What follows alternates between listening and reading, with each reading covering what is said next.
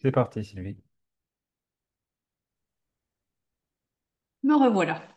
Alors, eh bien, soyez toutes et tous les bienvenus pour cette nouvelle session du séminaire Religion en Mésoamérique. Donc aujourd'hui, c'est un petit peu particulier puisque ça se déroule à distance et puis en direct depuis le Mexique avec mon collègue et ami de longue date Bertrand Lovejoie, que je remercie vraiment de tout cœur d'avoir accepté de venir présenter une partie des recherches qu'il effectue notamment pour sa thèse de doctorat avec nous puisqu'il travaille sur le serpent à plumes et que justement, il va nous présenter un aspect lié à l'iconographie aux pratiques sacrificielles en l'honneur de Quetzalcoatl, qui s'intégrait à merveille en fait avec la thématique de notre séminaire de cette année, puisqu'on traite de l'iconographie sacrificielle en Mésoamérique. Et donc, j'avais fait un petit peu exprès de laisser de côté tout ce qui concernait justement le serpent à plumes dans les cas que nous avions vus jusqu'à présent, de façon à pouvoir lui laisser le champ totalement libre pour son intervention. Alors, Bertrand Lobjoie, pour celles et ceux qui ne le connaissent pas encore, donc un long curriculum vitae déjà que je vous résume ici. Donc, il est licencié et maître en lettres classiques de l'Université de Picardie Jules Verne à Amiens, titulaire du diplôme d'études approfondies religion et système de pensée de l'EPHE. Et actuellement, donc, il est candidat doctorant en histoire de l'art et archéologie à l'Université de Paris 1 sous la direction de Brigitte Faugère et membre associé à l'UMR Arcam. Donc, il est aussi simultanément professeur assistant donc, au Mexique à l'Université de Monterrey au département des humanités, où il a aussi été coordinateur académique d'anthropologie philosophique de 2017 à 2020. Alors, parmi ces déjà nombreuses réalisations, on peut notamment relever le fait que, il est co-organisateur et fondateur du colloque William Brain Murray depuis 2013. Il a organisé un cycle de conférences sur les 500 ans de la conquête pour le compte du musée justement d'histoire mexicaine de Monterrey et de l'Université de Monterrey entre 2017 et 2021. Et ces domaines de recherche privilégiés sont, comme vous l'aurez peut-être déjà déduit, sont l'iconographie, les arts, les religions du Mexique préhispanique en général, mais de l'altiplano central au Mexique en particulier. Et dans le cadre de sa thèse, il travaille sur les symbolismes religieux, les rituels associés aux serpents à plumes et aux divinités connexes. Et il a déjà présenté plus de 35 conférences, que ce soit au Mexique, aux États-Unis, en Europe, et organiser des cours et ateliers. On peut aussi noter ses activités de vulgarisation, de diffusion, et notamment il a été pendant 10 ans animateur et coproducteur de l'émission Raíces, qui a été diffusée entre 2011 et 2021. Et il est également membre de la Société des Américanistes, ainsi que membre de la Société mexicaine pour l'étude des religions. Alors, je pense que j'ai à peu près fait le tour des marques principales de son parcours, et donc je vous propose à présent de débuter. Donc, on va d'abord commencer par l'exposé de Bertrand. Alors, si vous avez des questions qui vous viennent à l'esprit pendant l'exposé, n'hésitez surtout pas, vous pouvez les poser dans le chat. Comme ça, Bertrand pourra y répondre, soit pendant l'exposé, soit après. Et ensuite, de toute façon, nous aurons de toute façon un temps d'échange où on pourra commenter et poser des questions.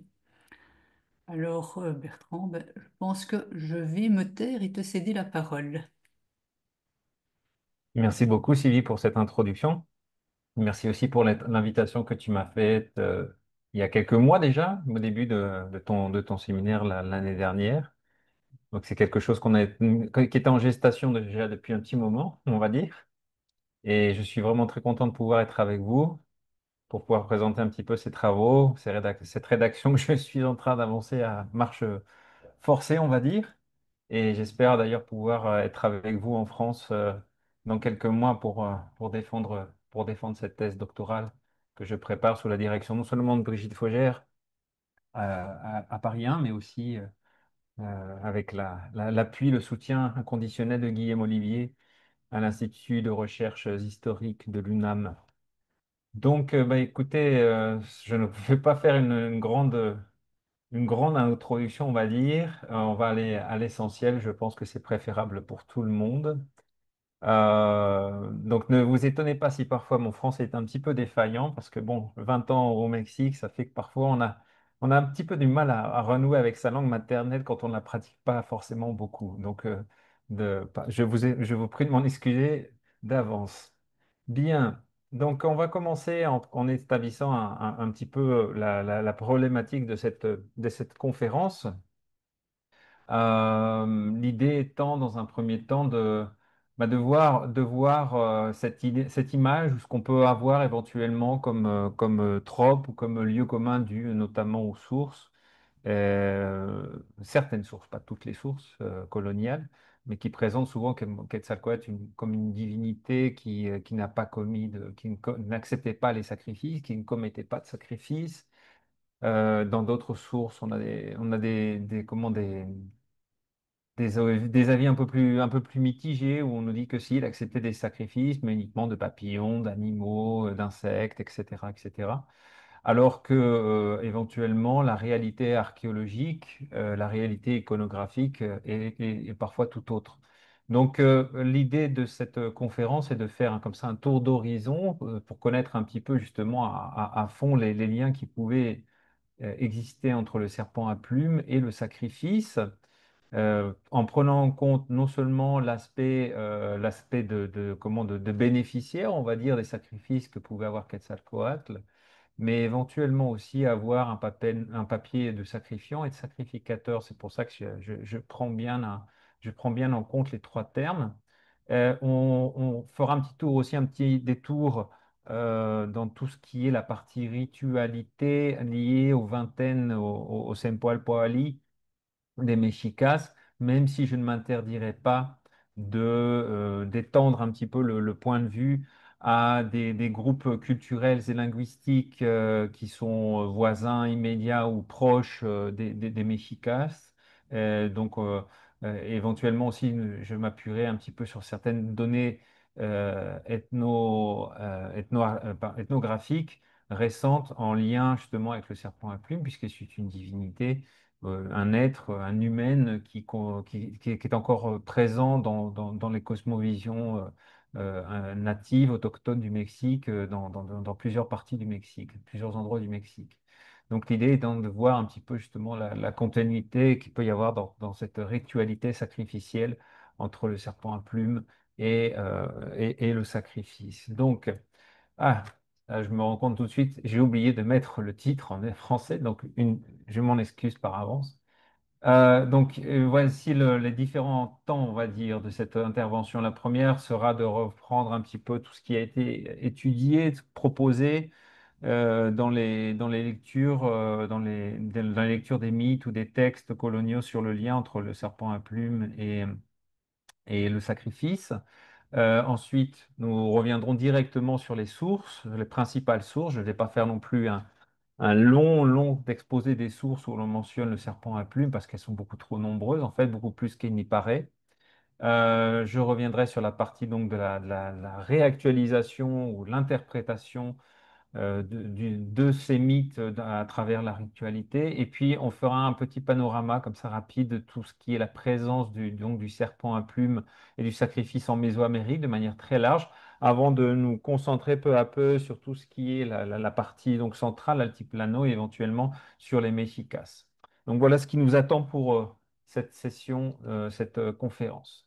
Commençons d'abord, si vous me le permettez, par vous présenter donc les principales lectures qui sont faites donc de Quetzalcoatl en lien éventuellement avec le sacrifice. Je commencerai d'abord par notre cher professeur Sylvie Michel Grolich, qui bon, a publié à la fin des années 80 un livre qui s'appelle Quetzalcoatl et l'espérisme des Tolins, qui est d'ailleurs hébergé sur la page du Seine que coordonne Marc Touvenot. Donc, vous pourrez retrouver le texte en question. Ce texte fait vraiment un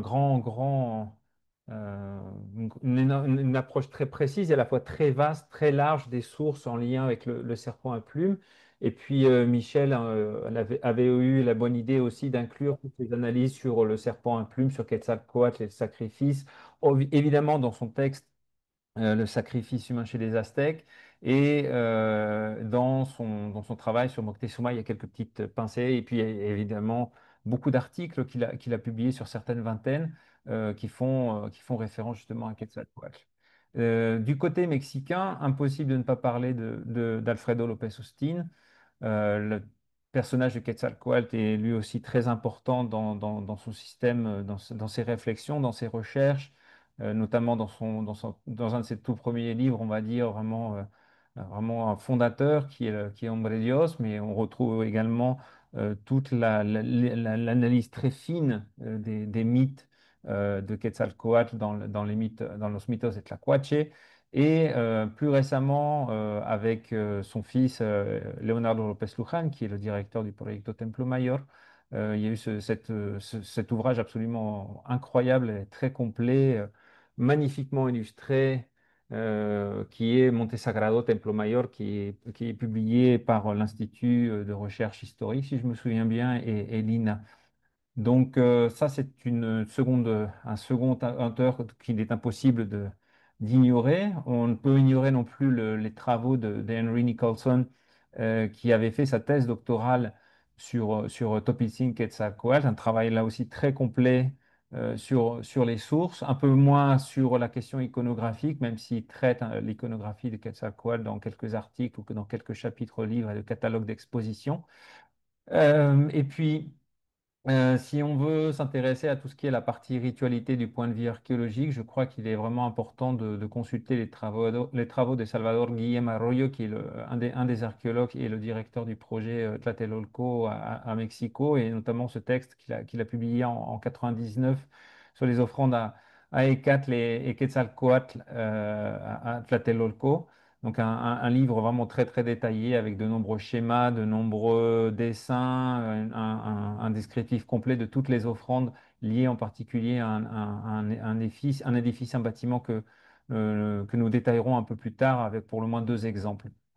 Et puis d'autre part, on peut parler des travaux déjà un petit peu anciens, mais les travaux de Laurel Sejourné aussi. On a cette vision donc que je commentais au départ donc de Quetzalcoatl un peu qui étaient aux abonnés absents, en fait, quand on parle du sacrifice humain, pour le reste de ses journées, il n'était pas impliqué dans ces choses-là. Elle défend cette position, elle défendait cette position. Enrique Flores-Cano revient sur le lien entre Quetzalcoatl et le sacrifice dans deux textes, le mythe de Quetzalcoatl et Quetzalcoatl et les mythes fondateurs de la Mésoamérique. Les deux textes sont encore disponibles à la vente d'ailleurs, on les trouve relativement bien.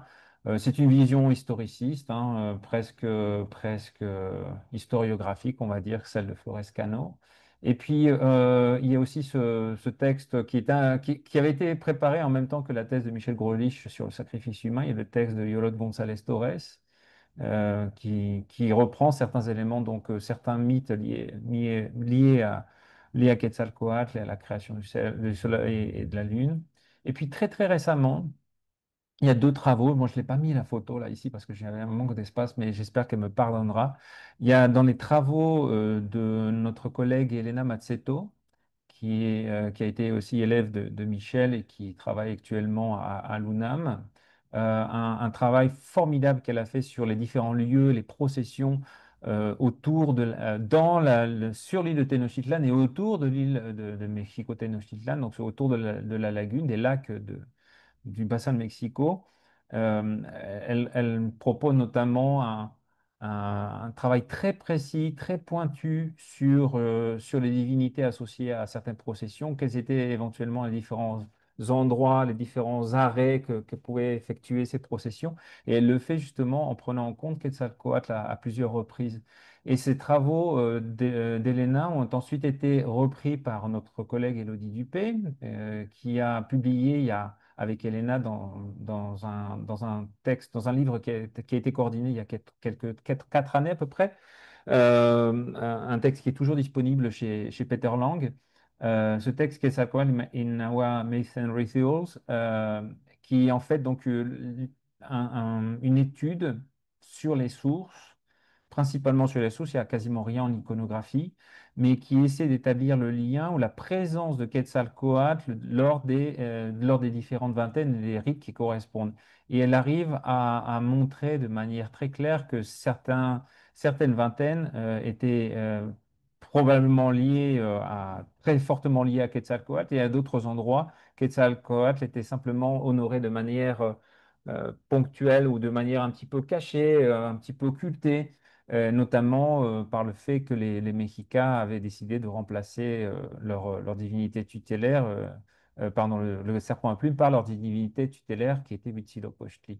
C'est une idée qu'avait défendue Michel Grolich à l'époque, et qu'a repris Elodie, mais elle le fait de manière vraiment très, très précise là aussi, en s'appuyant sur les travaux d'Elena et de Michel. Donc voilà un petit peu le parcours, on va dire, que je vous propose au niveau de ces sources récentes, de ces travaux récents. Il y en a beaucoup d'autres, évidemment. Le serpent à plumes est un animal fantastique qui a été très très bien traité d'ici et là, on va dire de manière ponctuelle. Et là, en fait, tout l'intérêt de ma thèse doctorale, c'est d'essayer de regrouper un petit peu tout cela, des aspects autant d'ethno-histoire, des aspects d'anthropologie de l'art, d'iconographie, d'histoire de l'art, en s'appuyant évidemment sur tout ce qui est données matérielles, données archéologiques, pour donc essayer de faire un compendium, on va dire, comme ça, de tout ce qu'on a pu, de ce qui a pu être proposé, mais qui a toujours été publié de manière comme ça un petit peu isolée, et éventuellement de trouver de nouvelles tendances. Donc voilà, ça c'est par rapport aux travaux récents. Alors, on va rentrer maintenant dans le vif du sujet, on va dire. On a donc certains mythes qui nous proposent une vision très claire de Quetzalcoatl comme une divinité liée directement au sacrifice, et notamment à travers de certains de ses avatars, l'un d'entre eux étant Nanahuatl, le Buboneux. Hein.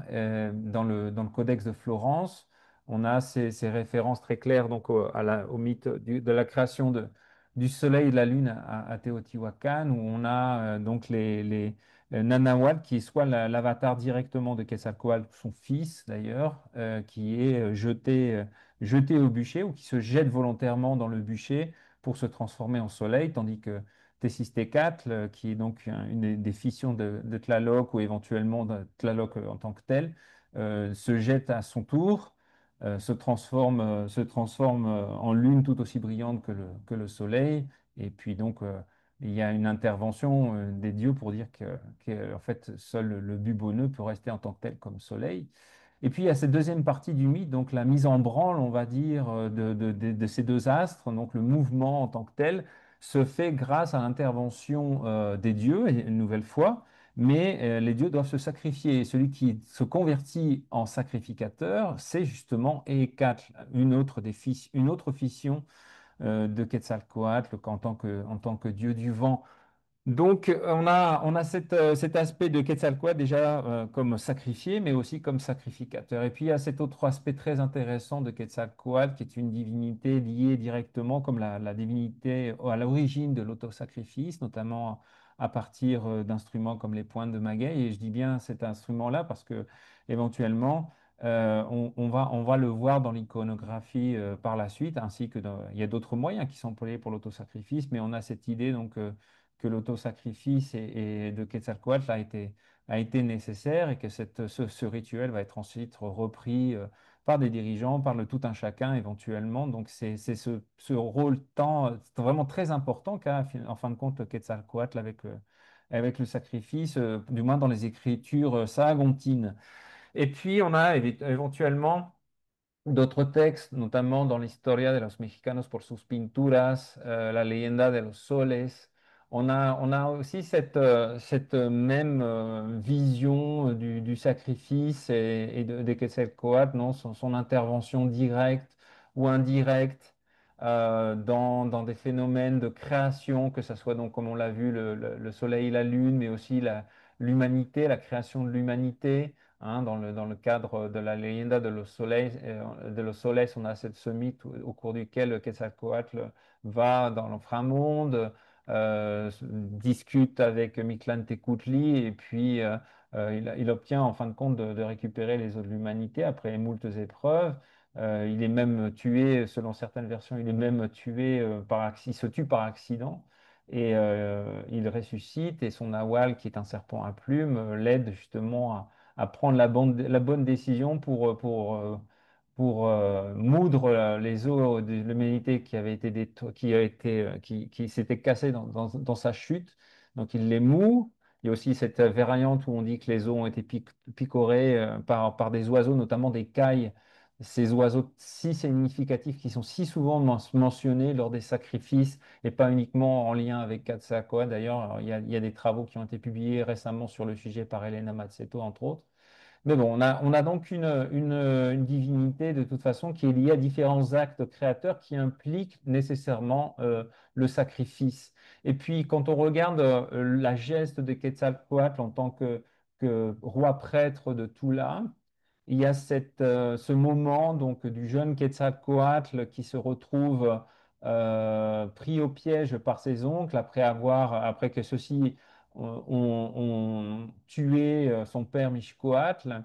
Et en fin de compte, il décide de ne pas obéir aux ordres de ses oncles ou des Mishkoa qui lui demandent de faire des sacrifices, éventuellement des sacrifices d'animaux. Et lui, il les rejette. Et puis ensuite, il préfère, en fin de compte, tuer directement ses oncles et rester seul au pouvoir, en fait. Donc il y a tout cet aspect de torture, de sacrifice, de chasse, éventuellement, si on reprend les travaux de Guillaume Olivier sur la chasse et Mishcoatl aussi, qui sont très intéressants dans ce mythe, dans cette geste de Quetzalcoatl.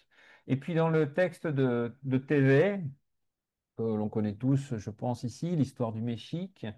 On a cette intervention répétée, là aussi, de Quetzalcoatl qui implique des sacrifices, dans le cas notamment de la deuxième création du monde, où il est associé à Tezcatlipoca. On le voit aussi sacrifier, enfin, mutiler la langue, et c'est une autre forme d'autosacrifice, qui n'est pas celle, par exemple, de se faire saigner les mollets ou éventuellement l'appareil génital. Donc on a différentes possibilités de ce point de vue et il y a différents mythes qui nous mettent bien en évidence ce lien entre Quetzalcoatl ou une de ses fissions comme Nanahuatl ou d'autres. Et enfin, c'est vraiment très clair. Il y a vraiment, du point de vue des sources, il y a quand même une majorité de sources qui abondent dans le sens d'un lien entre Quetzalcoatl et différentes formes de sacrifice.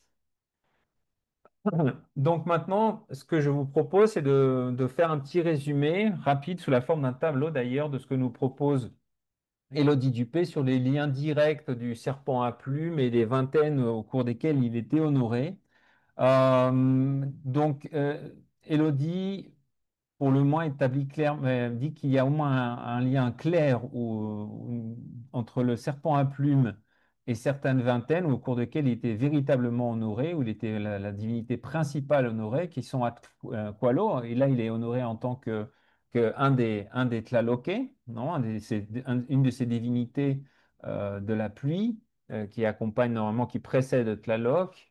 On sait que la vingtaine était aussi consacrée à Chatzihuitlicue.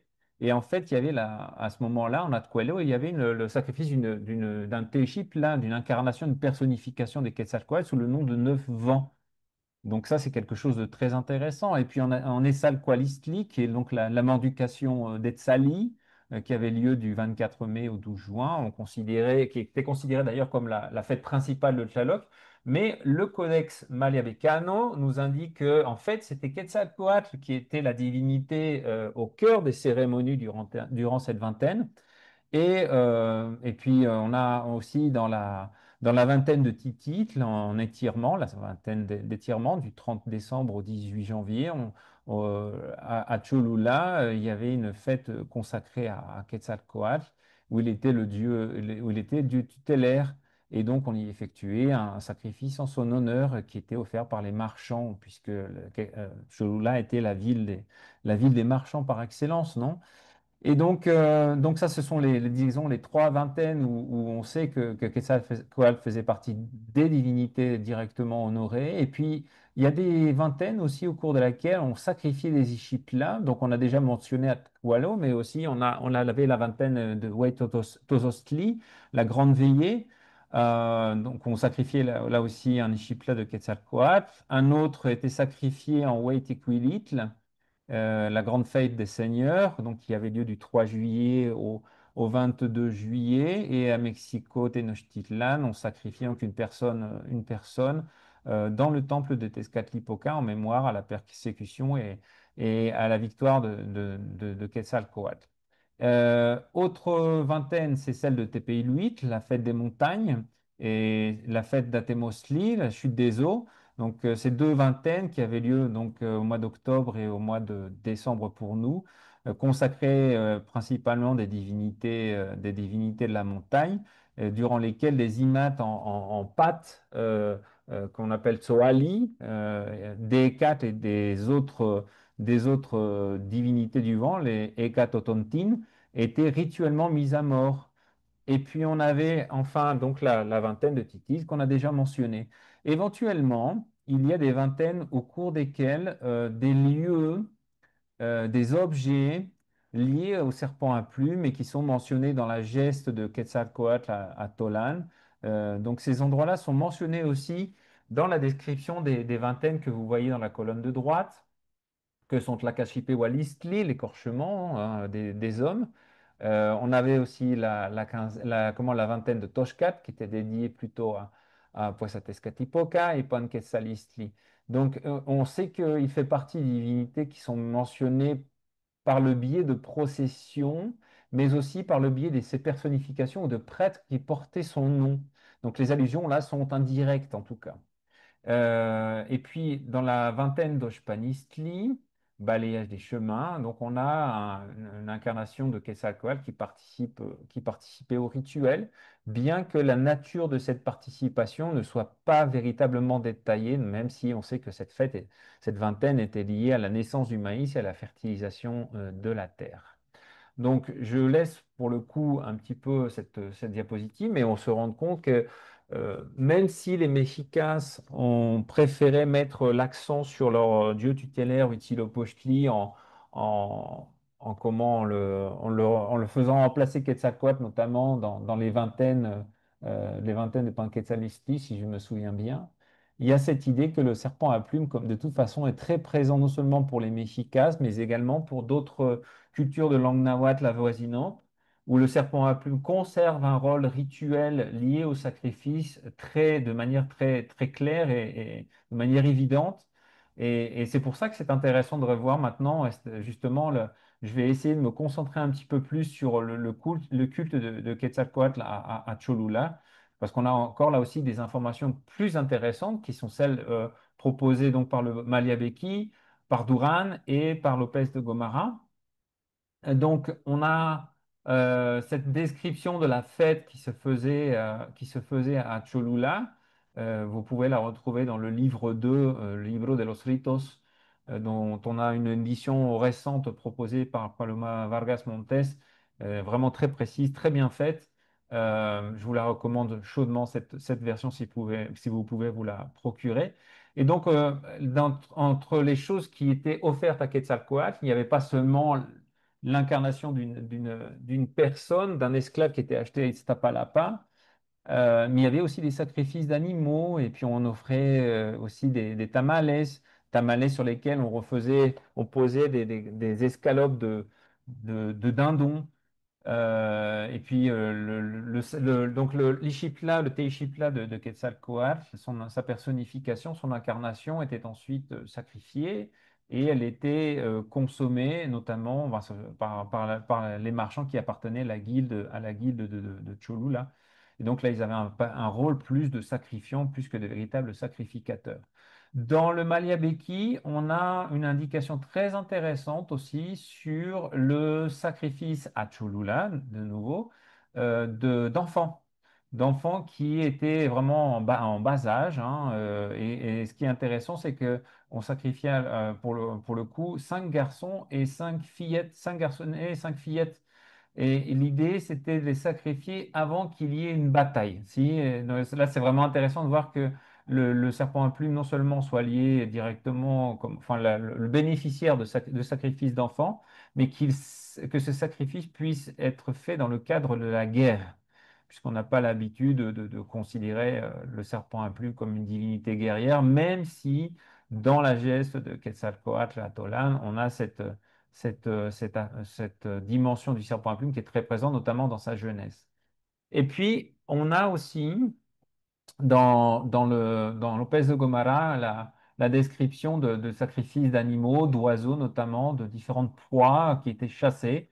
Donc, on a ce lien là aussi avec les activités cinégétiques qui est mentionné par Lopez de Gomara. Donc, si on regarde un petit peu ça, ça se trouve là ici pour le Malabiaki. Donc, on a la glose qui est là présente. Et cette glose, elle nous dit basiquement que lors de la fête qu'on appelait Etzalcoatl, qui veut dire Essal, c'est une manière de manger du maïs cuit. Le démon qui était honoré était Quetzalcoatl, qui veut dire serpent de plumes riches. Et ce Quetzalcoatl, pour son invocation lors de cette fête, les Indiens cuisinaient beaucoup de maïs et de haricots qu'ils appelaient pozole. Dans cette fête, les naturels se sacrifiaient, donc ils faisaient des autosacrifices, se sacrifiaient leur nature, qu'ils appelaient motipuliso, qui voulait dire cette saleté sacrifiée. Et lors de cette fête, ils offraient aux démons des enfants nouveau-nés qu'ils appelaient Teisoke Sangrados, qui est un rituel que eux avaient au moment de partager à manger avec leurs parents, avec leurs proches, avec leurs parents. Donc là, on a une image qui est très intéressante parce que c'est pas du tout Quetzalcoatl qu'on a associé à cette vingtaine, mais la description laisse clairement à penser qu'en fin de compte, c'était bien Quetzalcoatl qui était la divinité honorée pendant cette vingtaine, pour le moins à Cholula. Et puis, dans le Vaticanoa, on a donc ce que je vous avais indiqué un peu plus tôt. Donc là, on a cette image aussi dans le Vaticanoa où on a une représentation d'un personnage vêtu avec les atours de Quetzalcoatl. On reviendra sur ces atours un petit peu plus tard, mais on a tout le panache de plumes en forme de quart de cercle qui est une représentation un petit peu du soleil, le bonnet conique, les ornements de papier latéraux. On a le collier de petits coquillages d'olive Olivella qui est accroché à son cou. On a le joyau du vent qui est sur la poitrine. Bref, tout ça. Et puis on le voit tenir donc un enfant probablement de la main droite, non? Donc on a cette idée un petit peu du serpent à plumes euh, qui est associé donc nouvellement au sacrifice et notamment au sacrifice d'enfants. Dans le Borgia, et les codex du groupe Borgia, vous reconnaissez probablement tous cette planche qui laisse entendre une association directe entre Chipetotec et le serpent à plumes.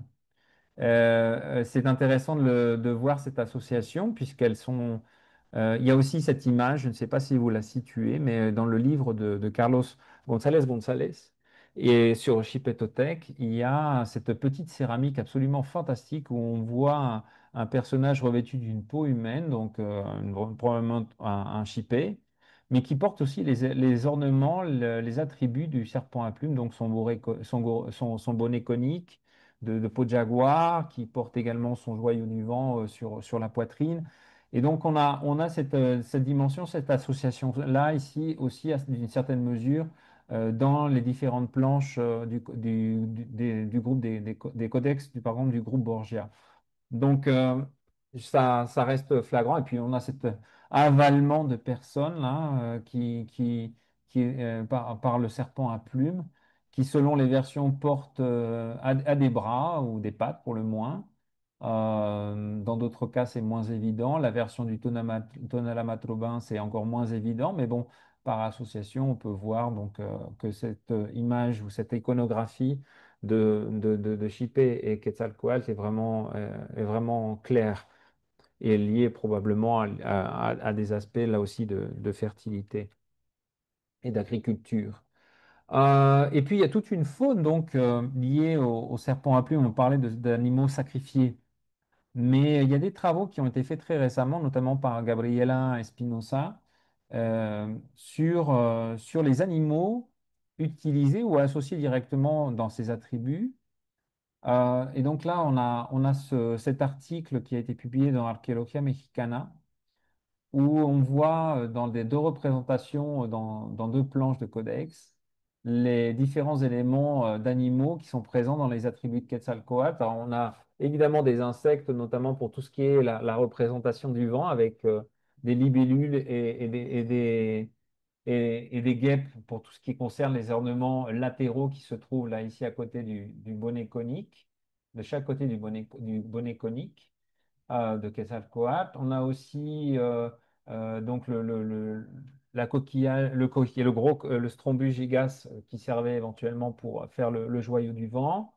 On a également l'oiseau du vent qui est représenté sur la partie frontale normalement de sa coiffe. On a tout sur le ski, le bec, ce qui est considéré le bec de Quetzalcoatl, qui a laissé beaucoup d'interprétations, non? Mais Spinoza propose une chose très intéressante. Il a dit qu'en fait, il s'agirait en fait d'une association de différents éléments pour expliquer ce bec, ce masque buccal euh, qui est le Ecachayacatl. Elle pense qu'il s'agirait en fait, pour moi en partie, de la crête que les pélicans peuvent avoir de manière saisonnière sur leur bec. Et puis, il y a aussi un aspect dans ce masque buccal de certains canards. Enfin bref. Donc ça, ces éléments-là, on les retrouve après dans cette autre planche que l'on a dans le Borgia, où on voit Mictlantecutli et Quetzalcoatl. Ce dernier étant peint en noir comme peinture des prêtres, en fait. Je vous renvoie aux travaux de Sylvie à ce sujet. Et donc, on retrouve les mêmes éléments, on va dire, qui étaient présents sur l'autre illustration.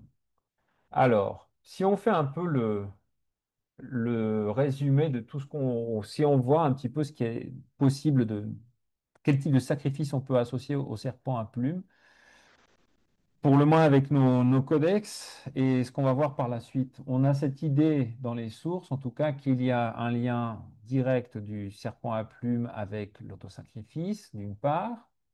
La combustion, l'incinération, là aussi, on l'a clairement établi avec le mythe de la création du soleil et de la lune à Teotihuacan, ou éventuellement quand Quetzalcoatl, au moment de disparaître, de mourir, choisit de construire son propre bûcher et de s'y jeter.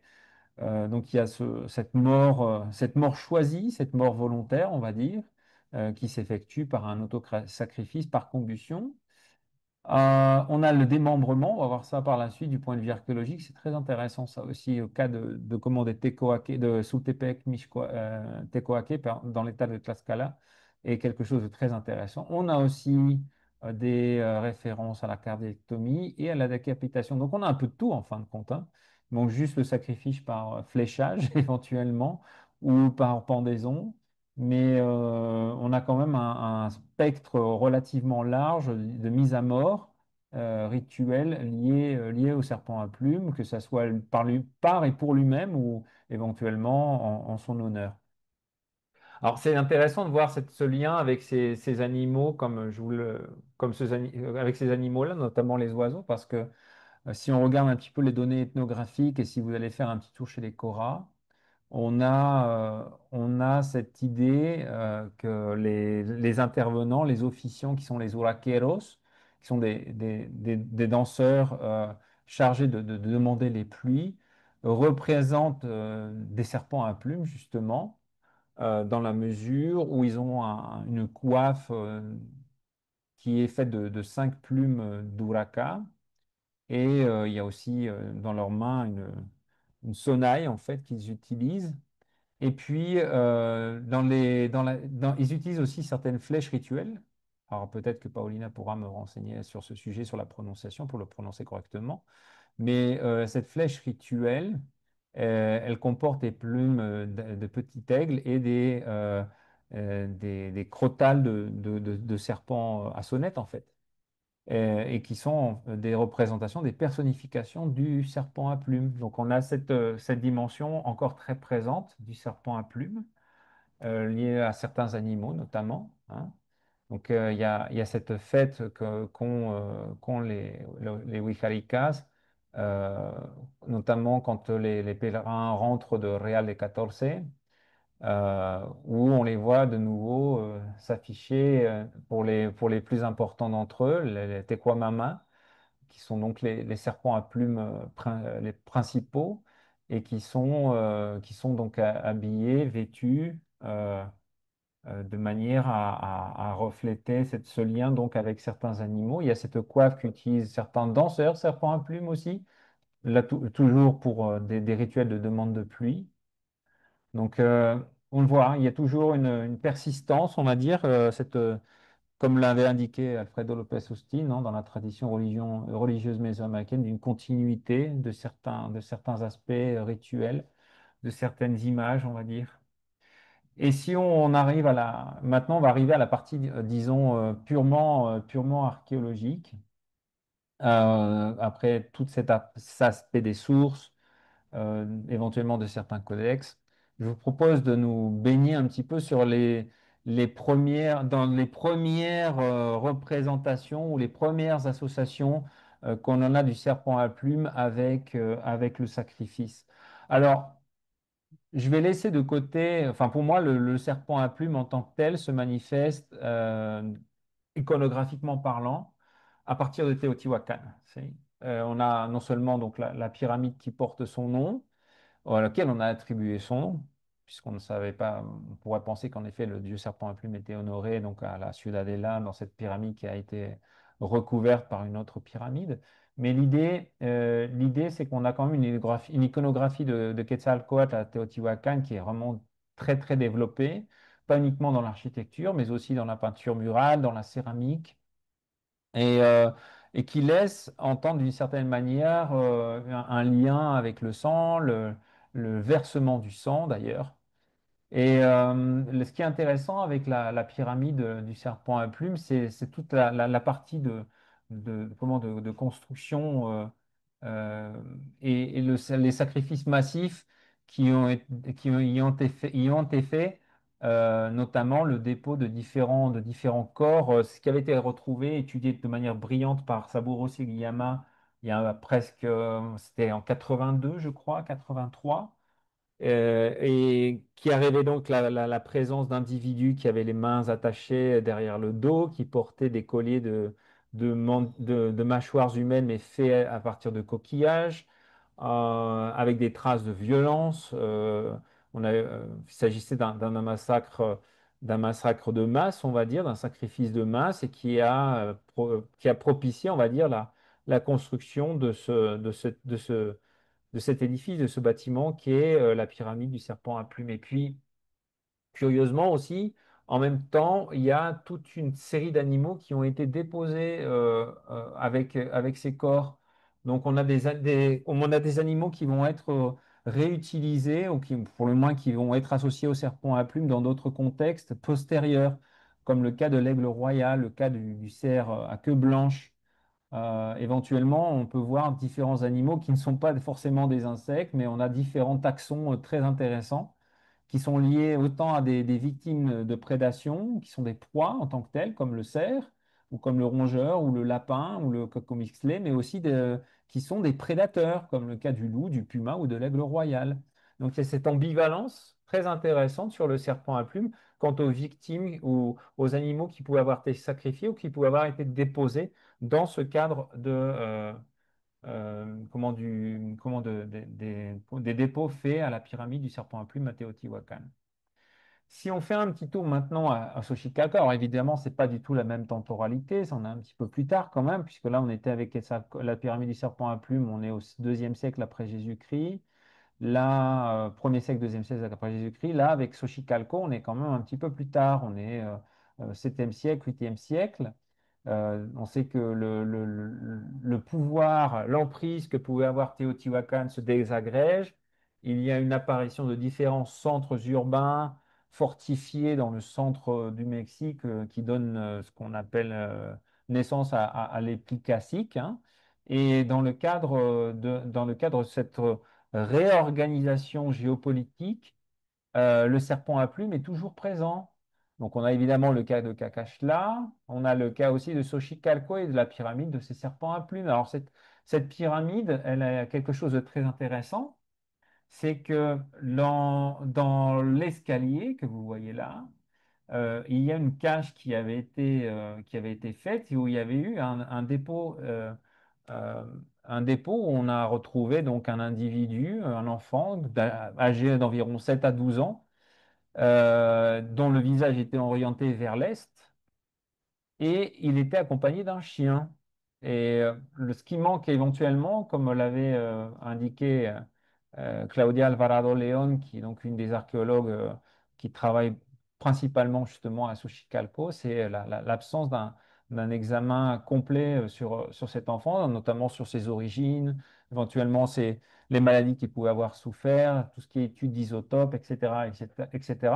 Ça permettrait d'en savoir un petit peu plus sur cette petite victime, mais ça reste très intéressant de voir qu'il y ait un enfant qui ait pu être justement tué et déposé à cet endroit, à cet effet, probablement là aussi dans le cadre d'une inauguration ou une réinauguration de la pyramide des serpents à plumes.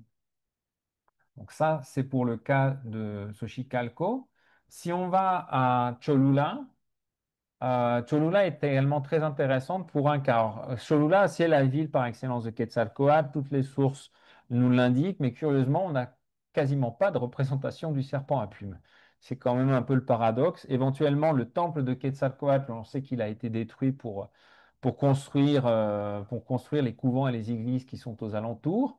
Mais un des vestiges que l'on a, justement, de Quetzalcoatl et de son lien avec le sacrifice humain, c'est l'hôtel 2 qui se trouve dans la cour des hôtels. Si, on voit, euh, pour ceux qui ont eu la chance de voyager à Cholula, on a donc un espace relativement ouvert, mais orienté vers le sud, et qui met en évidence la présence pour le moins de deux hôtels, de deux bases, de deux fondements, de deux basements, comme vous le voyez à gauche.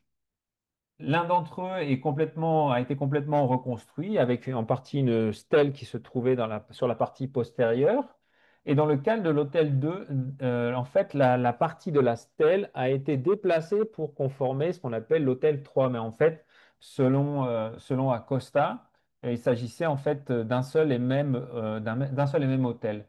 Dans le cadre de l'hôtel 2, il y a quelque chose quand même de très intéressant. C'est la présence de cette dalle sculptée, donc de serpents à plumes. Il y en a deux par face, sauf la face occidentale qui n'était pas sculptée et qui probablement donc avait été auquel avait été adossée la stèle en question qui forme l'hôtel 3 actuellement.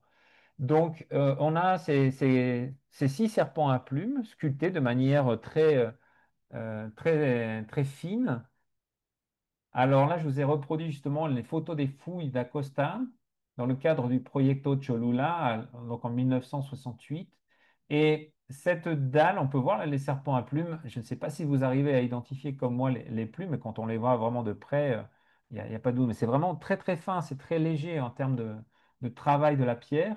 Mais ce qui est intéressant, c'est que les archéologues du Proyecto Cholula ont détecté rapidement sous cette dalle la présence de deux petits individus, de deux enfants. Ils étaient accompagnés apparemment un petit peu plus loin derrière d'un coquillage Strombus giga. Et donc, il n'y a évidemment aucun examen en tant que tel staphonomique qui a été fait pour déterminer l'âge, pour déterminer éventuellement le genre biologique de ces enfants, puisque c'est très difficile avec les enfants, notamment ceux qui sont en bas âge. Mais il n'en reste pas moins intéressant de voir, selon Acosta, que ces deux enfants auraient été déposés a posteriori, mais bien a posteriori, puisqu'en fait, euh, la face, et là je vais revenir sur la diapositive antérieure, la face qui se trouve orientée vers le sud a été intentionnellement euh, démolie ou détruite pour pouvoir justement déposer les enfants sous cette dalle. Donc ça, c'est quelque chose d'intéressant aussi. Donc on ignore éventuellement la temporalité ou la datation de ce dépôt, mais elle n'en reste pas moins associée au serpent à plumes d'une certaine manière. Donc ça, c'est pour le cas de Cholula. Maintenant, je vous propose de faire un petit voyage jusqu'au Yucatan. Donc là, je vais reprendre un petit peu ce que j'avais fait. Ah, pardon, d'abord Tula et ensuite on ira à Yucatan. Mais si on reste dans le centre du Mexique avec Tula, bon, la, la ville de Tula Xicocotitlán est très intéressante puisqu'elle a été occupée de manière très ancienne, hein, puisque ça remonte maintenant en fonction des dernières datations. On parle du 7e siècle après Jésus-Christ, 8e siècle. Et on a une phase d'occupation qui va jusqu'au XIIIe siècle, voire un peu plus loin quand on parle justement de l'occupation de ces zones-là par les Mexicas, Tenochcas, non? Et dans l'iconographie de Tula, évidemment, il y a des représentations du serpent à plumes liées d'une certaine manière au sacrifice. En l'occurrence, bon, on a les banquettes du Palacio Quemado qui montrent donc ces files de serpents à plumes sous laquelle se déroule une procession de personnages en armes. Mais on a aussi donc les fameuses Atlantes, ces sculptures cariatiques qui supportaient le toit du temple en haut de la pyramide B, les colonnes serpentiformes en forme de fûts qui étaient des fûts superposés et sculptés. On va voir un petit peu la question des cariatides, des Atlantes, comme on les appelle improprement, parce qu'il y a justement ces accessoires liés au sacrifice. Mais ce qui est intéressant, c'est surtout ça. Quand on regarde un des reliefs sculptés sur le Cerro de la Malinche qui se trouve en face de la zone archéologique à quelques encablures, 4-5 km de là, on voit très bien depuis la Selva de la Malinche, la zone archéologique d'ailleurs, on a une série de reliefs rupestres sculptés à même la roche, qui représentent d'une part une divinité aquatique, probablement Chalchihuitlicue, mais on a aussi une représentation de Céacatl, Teotihuacan Quetzalcoatl. Donc on a la date évidemment, qui est sur la partie dans l'angle supérieur droit. On voit le personnage qui est en train de s'infliger une mutilation au niveau des oreilles avec une pointe de magueille. Et puis on a donc le serpent à plumes qui est représenté en arrière-plan, mais qui est en fait compagnon de ce personnage, et dont le corps est orné non seulement de plumes, mais aussi de silex. On a pour le moins trois silex clairement visibles, et ces silex appelés tecpamé en nahuatl font référence à une vision incarnée, vivante de ces couteaux qui semblaient être donc des couteaux sacrificiels.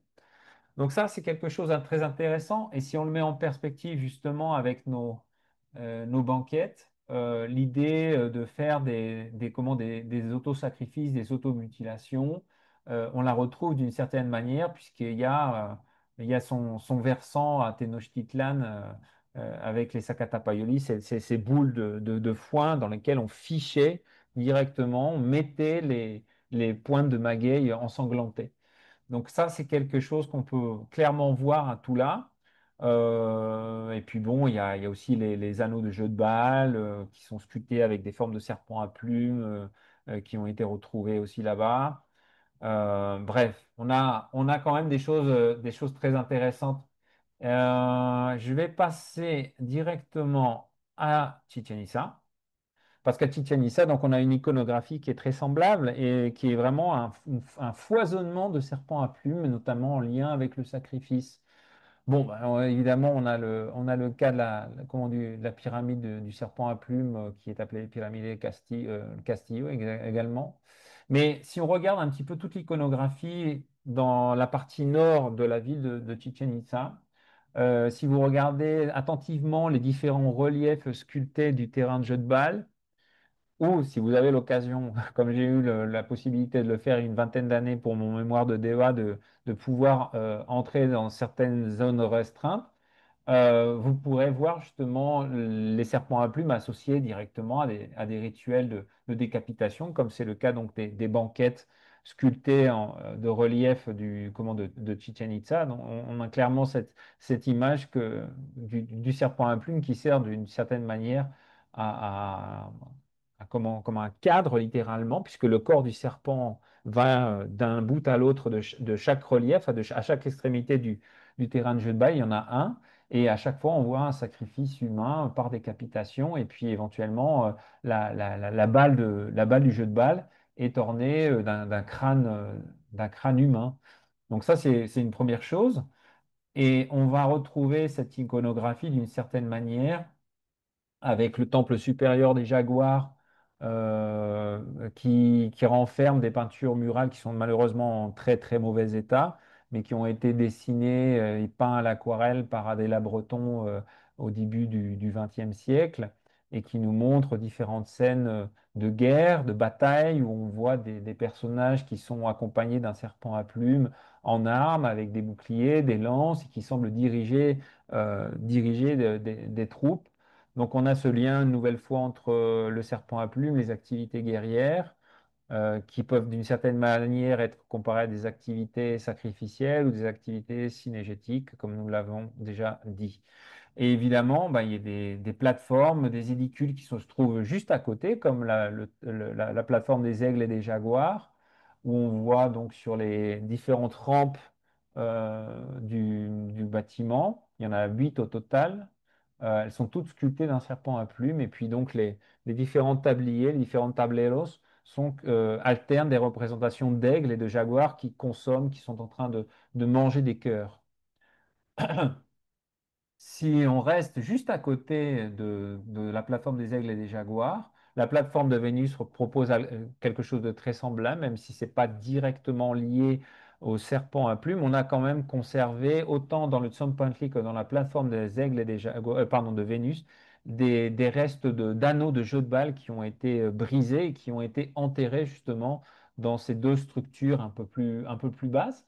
Mais le cadre du Sampantli, quelque chose de très intéressant là aussi, puisqu'on retrouve cette image que l'on connaît bien à Mexico-Tenochtitlan, notamment avec son Sampantli sculpté, non, qui est à côté, du côté Tlaloc de la pyramide du Templo Mayor. On a exactement cette idée de crânes enfilés sur une plateforme. Et là, ici, en l'occurrence, le serpent à plumes vient de chaque côté, de part et d'autre, des rampes d'accès à la plateforme.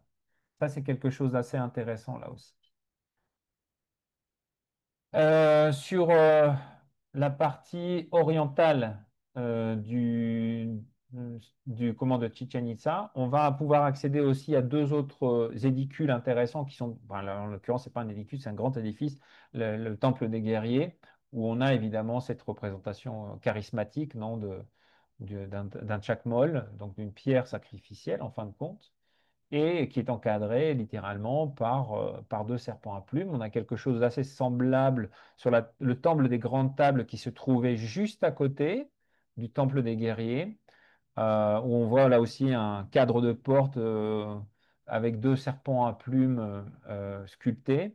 Et les reliefs qui étaient peints ont été déposés au pied justement et reconstruits au pied par les archéologues, reconstruits au pied du temple des grandes tables.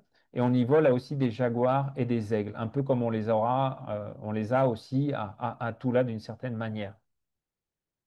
Si vous allez dans toutes les colonnades qui partent donc de la partie, qui sont dans la partie au sud de la pyramide du temple des guerriers, on a toute cette série de colonnes sculptées, de colonnes rondes, de colonnes carrées. Et puis on a toutes ces banquettes aussi qui sont également sculptées de différents reliefs, de processions de personnages. Dans ce cas-là, on le voit très bien là ici, dans l'image de gauche. On a cette double procession de part et d'autre. On a les reliefs de serpents à plumes sur la partie supérieure. Et donc, on a le Sakatapayoli avec les différentes pointes de maguey éventuellement ou d'instruments ensanglantés qui ont été plantés directement dans cette boule. Et l'intéressant ici, c'est de voir que le serpent à plumes est associé là à des étoiles, des représentations d'étoiles. Donc éventuellement, il pourrait représenter une voûte céleste nocturne. Alors je vais passer à la diapositive suivante. Et on va arriver donc vraiment au nerf de la guerre, si je puis dire, puisqu'il s'agit principalement de ma thèse doctorale. Là, on a fait beaucoup de contextualisation, mais il faut bien quand même arriver à quelque chose, et donc arriver à ce qui nous intéresse pour ce séminaire, qui est la question de Quetzalcóatl et du sacrifice chez les Mexicas. Alors, on va procéder par une vision un peu plus générale, on va dire, en parlant des sites aux alentours de Mexico-Tenochtitlan et autour de la vallée de Mexico. Euh, et puis, éventuellement, bon, il y a toute une série de sites qui sont très intéressants en termes d'élaboration d'images du serpent à plumes en lien avec le sacrifice.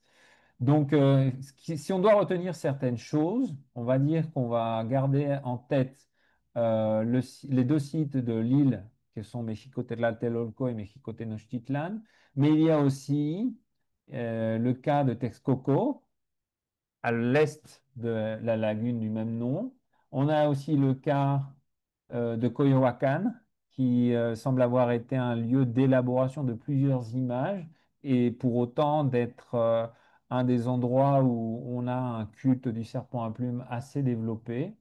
Bon, éventuellement, il faudrait voir sur d'autres gisements, mais pour l'instant, c'est ce qu'on a comme information. Si on va à Texcoco, je préfère commencer par Texcoco parce que c'est une ville qui a été fondée bien avant, pour le moins 75 ans avant Mexico-Tenochtitlan. Et on a, dans des fouilles assez récentes qui ont été effectuées sur ce qui pourrait avoir été le centre cérémoniel principal de Texcoco, une offrande pour lequel je n'ai pas d'image, parce que l'article en question de Lopez Monroy propose justement simplement des photographies de certains objets, mais on n'a pas une vue générale de l'offrande ni de sa contextualisation pour dire d'avoir une idée où on se trouve à Texcoco exactement. Et on n'a pas non plus l'idée du temple de Quetzalcoatl qui pourrait avoir été fouillé, mais en tout cas, cette équipe dirigée par Lopez Monroy a détecté la présence dans l'offrande 1 de 17 individus sacrifiés dans une fosse de forme elliptique. Et ce qui est intéressant, c'est de voir comment les corps ont apparemment été démembrés avec des os qui sont, les os les plus longs ont été déposés dans une configuration est-ouest. Une figurine de Quetzalcoatl et Hécatl a été déposée au-dessus apparemment de ces os longs, probablement les fémurs hein, en l'occurrence. Et puis il y a une autre couche avec différents os, vertèbres, fragments de crâne, etc.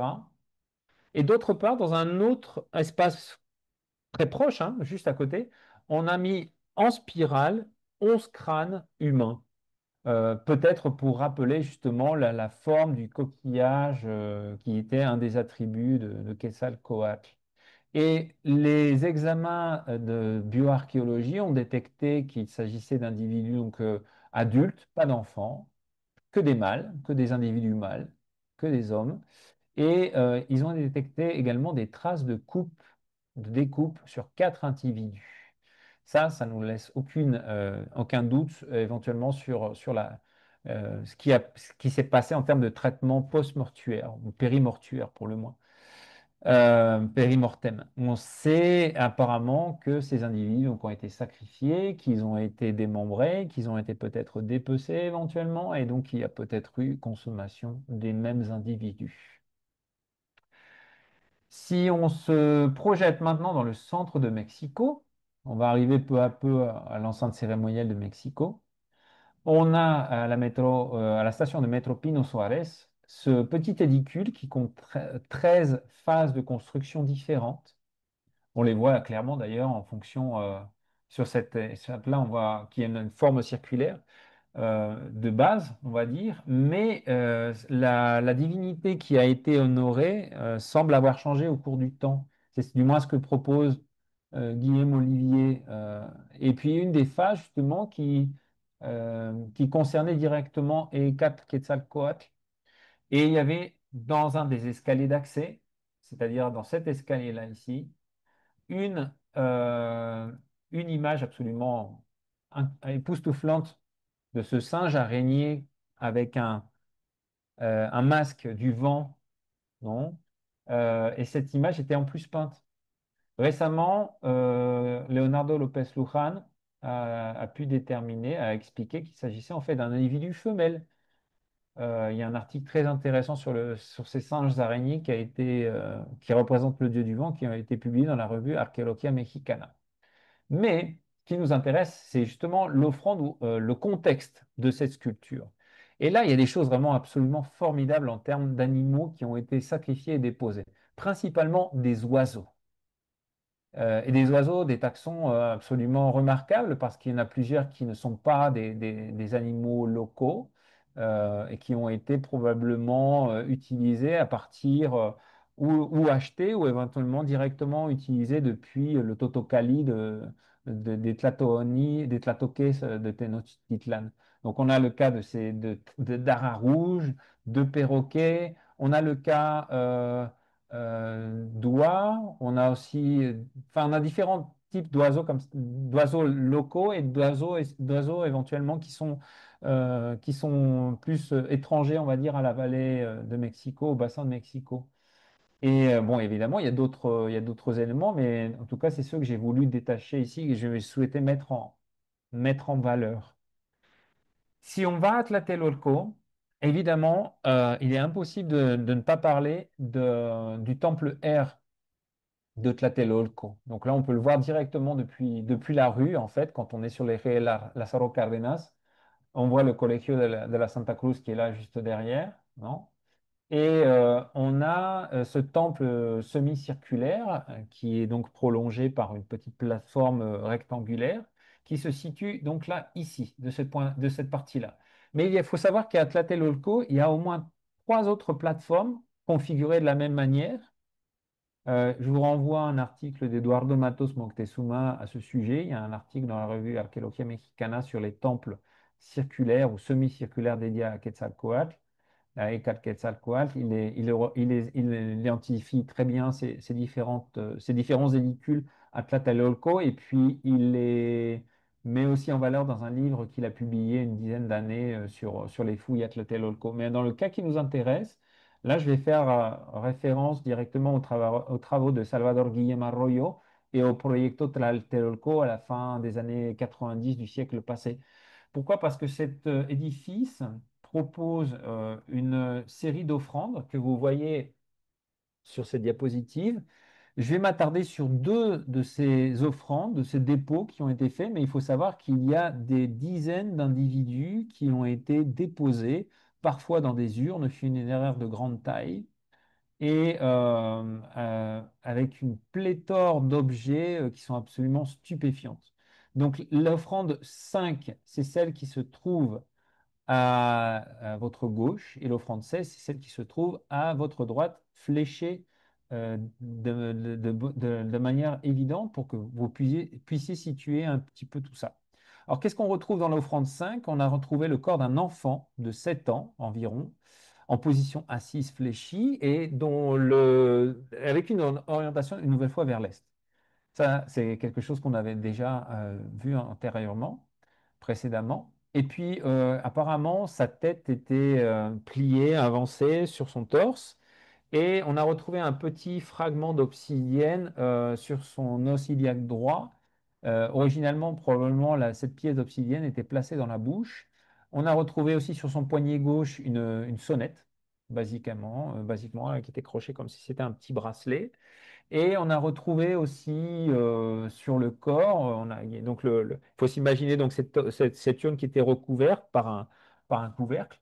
Et pour maintenir le corps en place, les officiants avaient compacté de l'argile et y avaient ajouté différents éléments. Alors, on a retrouvé des os d'animaux, des fragments de charbon, des fragments de comal, de coupe, de bol, d'encensoir, de moule à sel, de jarre. Il y a une petite figurine qui a été également retrouvée et des fragments d'un encensoir tripode. Ça, c'est pour le cas de l'offrande 5. Et dans l'offrande 16, on a retrouvé là aussi des restes humains, notamment une vertèbre, et beaucoup d'objets. Des objets, on a des animaux aussi, comme comme le colin écaillé. On a des restes de dindons. Il y a apparemment des restes d'un canidé qui n'a pas été identifié pour savoir. On ne sait pas si c'est vraiment un chien ou si c'est un coyote. Des coquillages Olivella qui sont donc propres à l'iconographie et aux attributs de Quetzalcoatl. Et puis, on a aussi retrouvé des restes de plantes, notamment des épines de maguey, des graines de courge, de courgettes. Euh, on a retrouvé aussi une petite casserole, un encensoir, des fragments, 7 fragments d'obsidienne, 4 lames d'obsidienne complètes, des morceaux de bois, à nouveau un molcajete tripode, un comal. Bref, il y a une certaine répétition dans les objets qui sont déposés à chaque fois. Mais ici, si vous vous rendez compte, tous ces objets sont déposés directement au pied donc, de la plateforme qui menait vers ce temple de Quetzalcoatl à Tlatelolco. Passons maintenant à la chronologie des Mexico-Tenochtitlan. Alors, juste pour rappel, on a quand même une prolifération, on va dire, de sculptures. Et avec le temps, on s'en est rendu compte avec notre collègue Ángel González López, qui cherche justement tout ce qui est pièces, ou qui étudie tout ce qui est pièces gardées dans les réserves de musées, notamment, bon, pas que, mais il a proposé en tout cas que, en fonction de l'expansion du territoire de la Triple Alliance, il y a une recrudescence, une augmentation de représentation de sculptures toujours plus élaborées au point où, justement, selon les sources, on sait que les Tlatoques de Tenochtitlan n'hésitaient pas à recruter de force les différents sculpteurs qu'il pouvait y avoir dans le bassin de Mexico, hein, dans la vallée de Mexico, pour pouvoir dire de répondre à la demande. Donc, on a une image, des images de Quetzalcoatl qui appartiennent à différents styles, à différentes écoles, et c'est ça qui est intéressant aussi de voir, c'est de voir qu'à partir des restes archéologiques, on arrive à déterminer la présence de certains ateliers, de certaines écoles de sculpteurs, de Tolteca, qui étaient spécialisés notamment dans la production, parfois en série, de serpents à plumes. On va voir ça immédiatement. Et en plus lié au sacrifice. Donc, ça, c'est, disons, pour un petit rappel chronologique. Après, dans un point de vue, plus d'un point de vue à la fois mythologique et iconographique, Michel Grolich avait proposé à un moment donné comment une visite, une exploration en fait plutôt des différents soleils créés et qui sont expliqués dans les mythes, non? Et notamment le cinquième soleil des Mexicatenochcas. Alors, Michel avait à l'époque expliqué que les Mexicas s'étaient accommodés en fait de l'alternance qu'il y avait normalement entre Tezcatlipoca et Quetzalcoatl, notamment entre les soleils de terre et les soleils d'eau. Mais là, ce qui est intéressant, c'est de voir justement aussi comment Quetzalcoatl non seulement dans le mythe, mais aussi dans la sculpture, dans l'art lapidaire. Quetzalcoatl apparaît comme donc un agent, comme un soleil, une forme de soleil, mais aussi comme un agent de destruction de ce soleil, de création de soleil, mais aussi de destruction de soleil. Alors, on va essayer d'aller directement à l'enceinte sacrée dans un premier temps. Je vous emmène d'abord au Calmecac.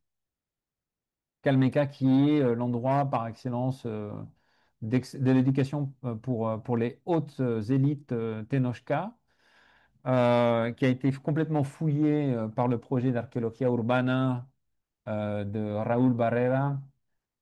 Et on a dans les sources donc une description du Calmeca comme la maison justement de Quetzalcoatl. Alors, en tant que tel, il n'y a pas de serpent à plumes.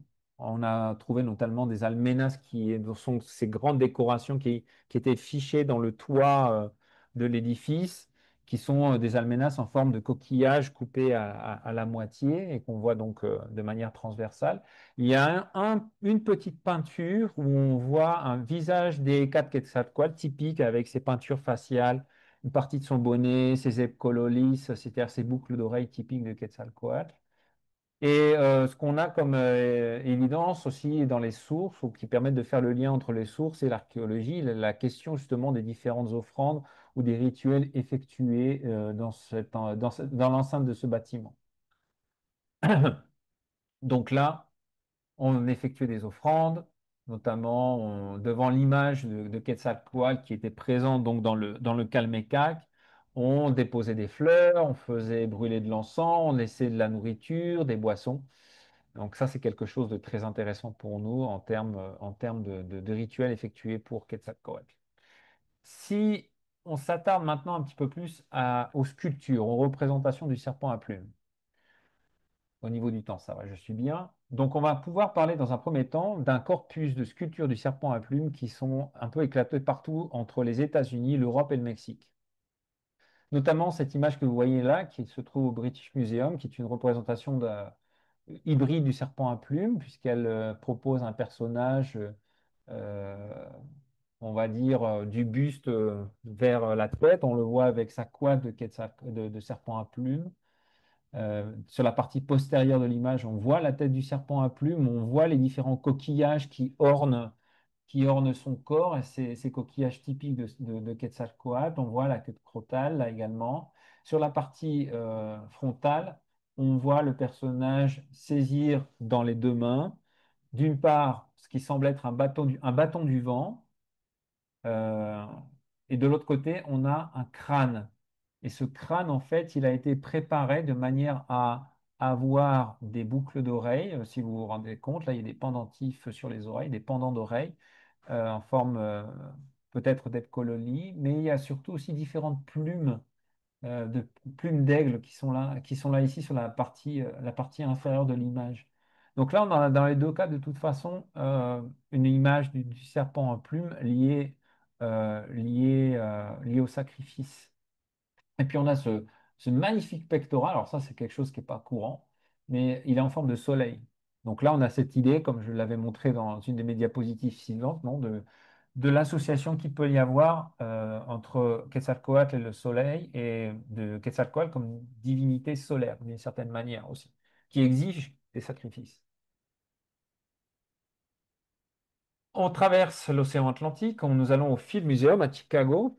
Il y a ce bloc de pierre verte qui a été étudié par Ángel González López, où on voit de manière très stylisée, d'une part, la tête d'un serpent à plumes qui est sur la partie supérieure, et de chaque côté, on voit ici la gueule d'ailleurs. Et de chaque côté, on a un personnage qui est en train de s'auto-mutiler les oreilles avec des pointes en os. Donc l'autosacrifice ici ne se fait pas au moyen d'une pointe de magueille, d'une épine de magueille, sinon d'un os sculpté pour cet effet. Et on voit les personnages qui versent quelques larmes d'ailleurs, puisque ça doit être un petit peu douloureux quand même. Cet autre Quetzalcoatl se trouve là aussi au musée de Philadelphie. Euh, il est intéressant ce Quetzalcoatl parce qu'il y a des éléments iconographiques qui ne cadrent pas nécessairement avec notre vision du serpent à plumes. Toujours est-il qu'on a une vision là ici aussi hybride, un personnage en plus qui semble disposer d'une barbe de plumes, curieusement. Et là aussi, on retrouve cette disposition qu'on avait vue sur l'image du British, où on a la main gauche qui soutient un crâne qui semble être plus celle plus que d'un être humain, celle d'un singe peut-être. Et dans la mesure où on a la petite crête là de poils qui semble assez semblable à celle que l'on voit dans des représentations de singes araignées. Et puis on a là aussi ces petites plumes d'aigle qui vont décorer la partie inférieure du crâne. Euh, il a aussi dans la partie postérieure, si vous vous rendez compte ici, il y a la représentation d'un couteau de sacrifice, qui semble être un couteau de sacrifice. Alors certains ont identifié cette pièce comme une représentation d'un serpent de feu. Ce qui m'empêche de faire totalement cette identification, c'est d'une part la barbe, qui est aussi un des attributs selon certaines sources, et d'autre part, on a le pectoral, le petit collier de coquillage olivella qui est là sur cette partie-là, On a les epcololi aussi, donc ces pendants d'oreilles qui sont recourbés et qui sont typiquement de Quetzalcoatl, si on regarde les codex ou si on regarde d'autres représentations du serpent à plumes. Toujours plus de sacrifices. Ben, écoutez, on peut voir ce magnifique exemplaire qui se trouve au Museo Nacional d'Antropologia, qui a été passablement érodi, pour ne pas dire détruit, puisqu'on a une tête incomplète du serpent. Le visage a complètement été lissé, érodé. Mais il ne reste pas moins intéressant de voir la partie centrale d'ailleurs de cette pièce qui mesure quand même 1,8 m de haut, ce qui est très différent d'autres figurines que je vous ai présentées jusqu'à présent. On parle comment dire, ces blocs que je vous ai montrés, ce sont quelques centimètres ou quelques dizaines de centimètres au plus, mais pas 1 m de haut comme c'est le cas ici. Donc là, on a une image en plus intéressante, double image intéressante, qui est pour une part le glyphe Atl Tlacinoli au, euh, au feu, qui symbolise le sang, qui symbolise la guerre, ce double flux d'énergie qui monte et qui descend. Euh, et puis on a ce couteau de silex Tecpac qui est animé d'une certaine manière, il a des yeux, il a des dents, et qui fait référence directement à la guerre, et qui fait référence au sacrifice. Euh, Avec Craig Gonzalez, nous estimons qu'en fait, les dimensions mêmes et l'iconographie même de ce serpent à plumes hybride pourraient nous indiquer qu'en fait, il s'agit d'un teshkat, d'une pierre sacrificielle. En termes de hauteur, c'est tout à fait possible comment d'allonger, enfin allonger, de mettre sur le dos pour le moins un individu et de procéder à son sacrifice, c'est tout à fait probable et possible. Évidemment, tout ce qui est analyse chimique, etc., est tout à fait impossible actuellement. Difficilement, on va retrouver des traces de cela. Cependant, on a d'autres images du serpent à plumes avec des tecpats. Alors là, je vous présente des frères jumeaux littéralement, hein. C'est ça qui est formidable. Et vous allez voir la différence d'ailleurs, d'une certaine manière.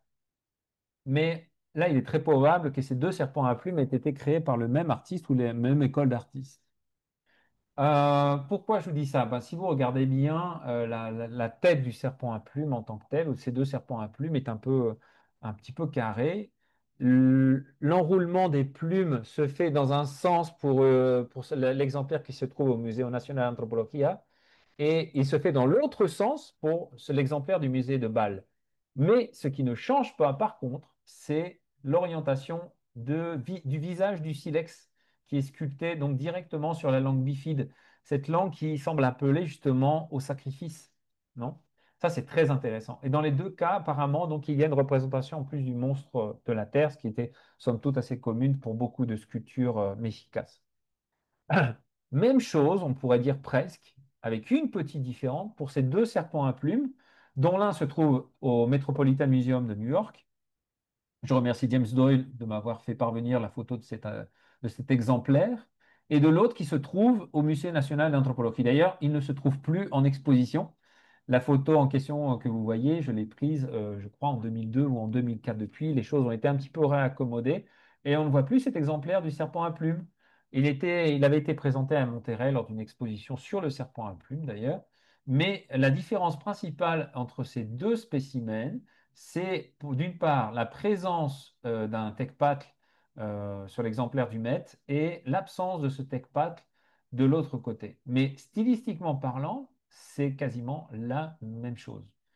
On a la même main qui semble avoir travaillé, ou le même atelier qui semble avoir travaillé sur ces deux serpents à plumes.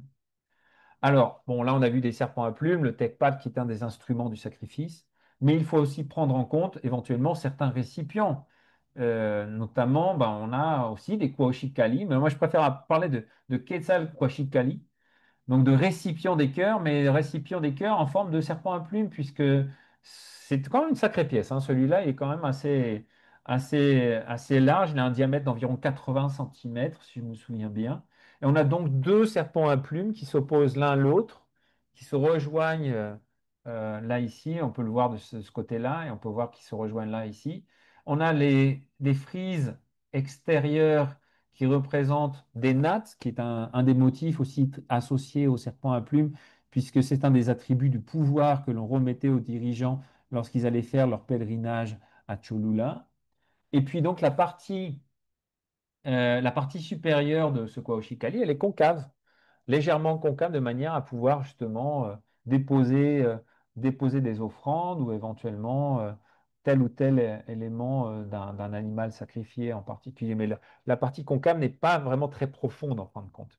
Mais elle reste là quand même. Elle est quand même présente, bien présente. Autre élément que l'on peut voir, c'est ce monolithe de la Quequechatl où on voit Huitzilopochtli se perforer les oreilles. Il est suivi de ce magnifique serpent à plumes, non? Euh, il faut se souvenir que cette pierre avait été déposée notamment pour l'inauguration d'un aqueduc qui devait apporter de l'eau à Tenochtitlan. Et de l'autre côté de la pierre, on a un autre relief sculpté avec Avissotl le serpent à plumes à ses côtés. Derrière d'ailleurs, il n'est pas vraiment imprimé, il est sculpté derrière le personnage, pas à côté comme on le voit ici. Même si on parle de tridimensionnalité, le plus probable c'est que ce personnage se trouve derrière le Tlatoani. Donc là, on a une question d'autosacrifice. Alors l'autosacrifice, ça nous renvoie évidemment à la Maison des Aigles, à l'édifice des Aigles qui a été passablement travaillé par Leonardo López Luján début des années 90, fin des années 80, début des années 90. On sait maintenant qu'il y a eu des dépôts des dépôts de protéines humaines d'albumine, de sang ont été détectés à différents endroits de cet édifice, lequel laisse sous-entendre donc la présence d'autosacrifice, comme ils sont indiqués ici, puisqu'on a ce magnifique Sakatapoyoli présent dans les reliefs sculptés et peints. Et puis donc on a toute cette frise de serpents, notamment à plumes, majoritairement de serpents à plumes, et puis on a aussi ce genre de représentation apparemment de ce qui fut le- la maison des Jaguars de l'autre côté, du côté sud de la pyramide du Grand Temple, mais aussi de chaque côté au pied de l'escalier principal de la pyramide du Grand Temple où on a des têtes de serpents tlalocs, des têtes de serpents à plumes. Il y a deux petites chambres qui avaient été préparées et qui disposaient apparemment de ce même type de banquettes sculptées avec des serpents à plumes sculptés et des processions de personnages en armes. Là aussi, je vous renvoie directement à une conférence que j'ai donnée sur le sujet il y a quelque temps, mais vous pouvez aussi voir ces images au Museo del Templo Mayor. Il y a une banquette qui a été reconstituée, justement, deux banquettes qui ont été reconstituées dans le musée et qui sont surmontées des images de Mictlantecutli et d'un guerrier aigle elles, viennent justement de la Maison des Aigles. Et puis, si vous allez au pied, justement, de la pyramide du Templo Mayor, sur la face 4B, vous avez une pierre, une dalle sculptée, qui est qui est donc sculpté de serpents à plumes sur le long et sur le côté ici. Et c'est ce qu'on appelle, ce que les sources appellent le Coachalpans, qui est donc cet endroit où pénétraient justement les victimes qui allaient monter la pyramide du côté de Huitzilopochtli. Donc c'est un endroit lié directement au serpent à plumes aussi dans les gestes, dans la geste de Quetzalcoatl. C'est un endroit très important dans la mesure où donc les victimes passent par cet endroit symbolique pour être ensuite sacrifiées. Et puis évidemment, il y a sous le monolithe de Tlatecuhtli, une offrande très importante qui avait été fouillée à l'époque par Jimena Chavez et Alejandra Aguirre, qui est l'offrande 125. Cette fameuse offrande où a été détectée notamment cette chienne décorée, d'ailleurs, mais aussi il y a une quantité impressionnante d'éléments qui ont été retrouvés dans cette offrande. Et parmi ces éléments, il y a ces deux silex euh, qui sont des tecpatles, donc, qui semblent avoir été fichés dans des blocs de copal, dans ce cas-ci, et qui ont toute l'iconographie du serpent à plumes en tant que Écatl. Donc on a le joyau du vent, on a la représentation éventuellement du collier d'Olivelas, même si ce ne sont pas des Olivelas. On a les epcololi, donc ces boucles d'oreilles incurvées faites de nacre. On a aussi ces pièces en or en- vraiment très fines qui représentent des pointes des pointes en os pour l'autosacrifice. Bref, on a toute une iconographie, sans parler évidemment des poils de singe araignée qui ont été collés directement sur ces tech-packs. Donc là, on a une association directe entre l'instrument sacrificiel, même s'ils n'ont pas servi pour le sacrifice en tant que tel, mais on a une association directe entre un instrument sacrificiel qui est le silex et le serpent à plumes en tant que écatle et en tant que singe araignée. Et puis, dans les derniers moments, au moment de la conquête de Mexico, la vie n'a pas été du tout facile pour certains Espagnols qui sont venus par ici. Il y a un site très intéressant au nord de l'état de Tlaxcala qui s'appelle Sultepec Tecoaque, qui a la présence notamment d'un temple, d'un petit temple comme ça, semi-circulaire, avec un basement rectangulaire, un avancé rectangulaire, cette double jetée d'escalier, non? Et au pied donc de cet édifice, de ce temple des quatre Quetzalcoatl, on a retrouvé l'évidence d'un Tzolk'in, c'est-à-dire de ce mur de crânes humains. Et les archéologues dirigés par Enrique Martínez Vargas, au début des années 2000, se sont donné la tâche justement de fouiller un petit peu sous le Tépec. Ils ont trouvé des choses absolument étonnantes, notamment différents dépôts. L'un d'entre eux contenait les restes en ce qui concerne le Tsongkhwantli, on a retrouvé les restes de 14 individus, 7 hommes et 7 femmes. Euh, Trois d'entre eux étaient d'origine européenne. Neuf ne l'étaient pas. Apparemment, ils étaient plus originaires, selon les examens d'ADN et d'isotopes, ils étaient plus d'origine de la côte du Golfe ou de populations locales de langue Nyanyou ou Otomi, comme on dit. Et puis, il y en avait deux autres aussi originaires du centre du Mexique. Mais les archéologues du projet n'ont pas seulement retrouvé ces crânes humains, ils ont retrouvé aussi les autres restes des corps de ces personnes sacrifiées. Ils ont retrouvé notamment donc des corps démembrés avec des fémurs, des traces de coupures qui ont été détectées un petit peu partout, autant sur les os que sur les crânes. Et c'est une offrande très intéressante parce que là, on a donc une association directe avec le serpent à plumes et des sacrifices humains pendant la conquête. Ce qui montre encore une fois comment la survie d'une certaine manière de certaines pratiques rituelles. Et puis on a retrouvé dans les objets laissés par ces pauvres victimes, on a retrouvé des objets d'origine européenne. Il y avait un camée, il y avait différentes images, une image pour le moins d'inspiration chrétienne aussi. Donc quelque chose de très intéressant qui démontre que le Tsampantli pouvait être directement dédié aussi au serpent à plumes. Voilà, bah écoutez, je vais simplement reproduire certaines des références bibliographiques que j'ai utilisées pour cette conférence. Euh, Simplement, ben, je voudrais remercier toutes les personnes qui ont permis qui m'ont permis de récupérer des photographies ou des éléments d'information. Donc, Leonardo López Luján, Elena Mazzetto, Lodi Dupé, Anne González López. Et j'en oublie, évidemment.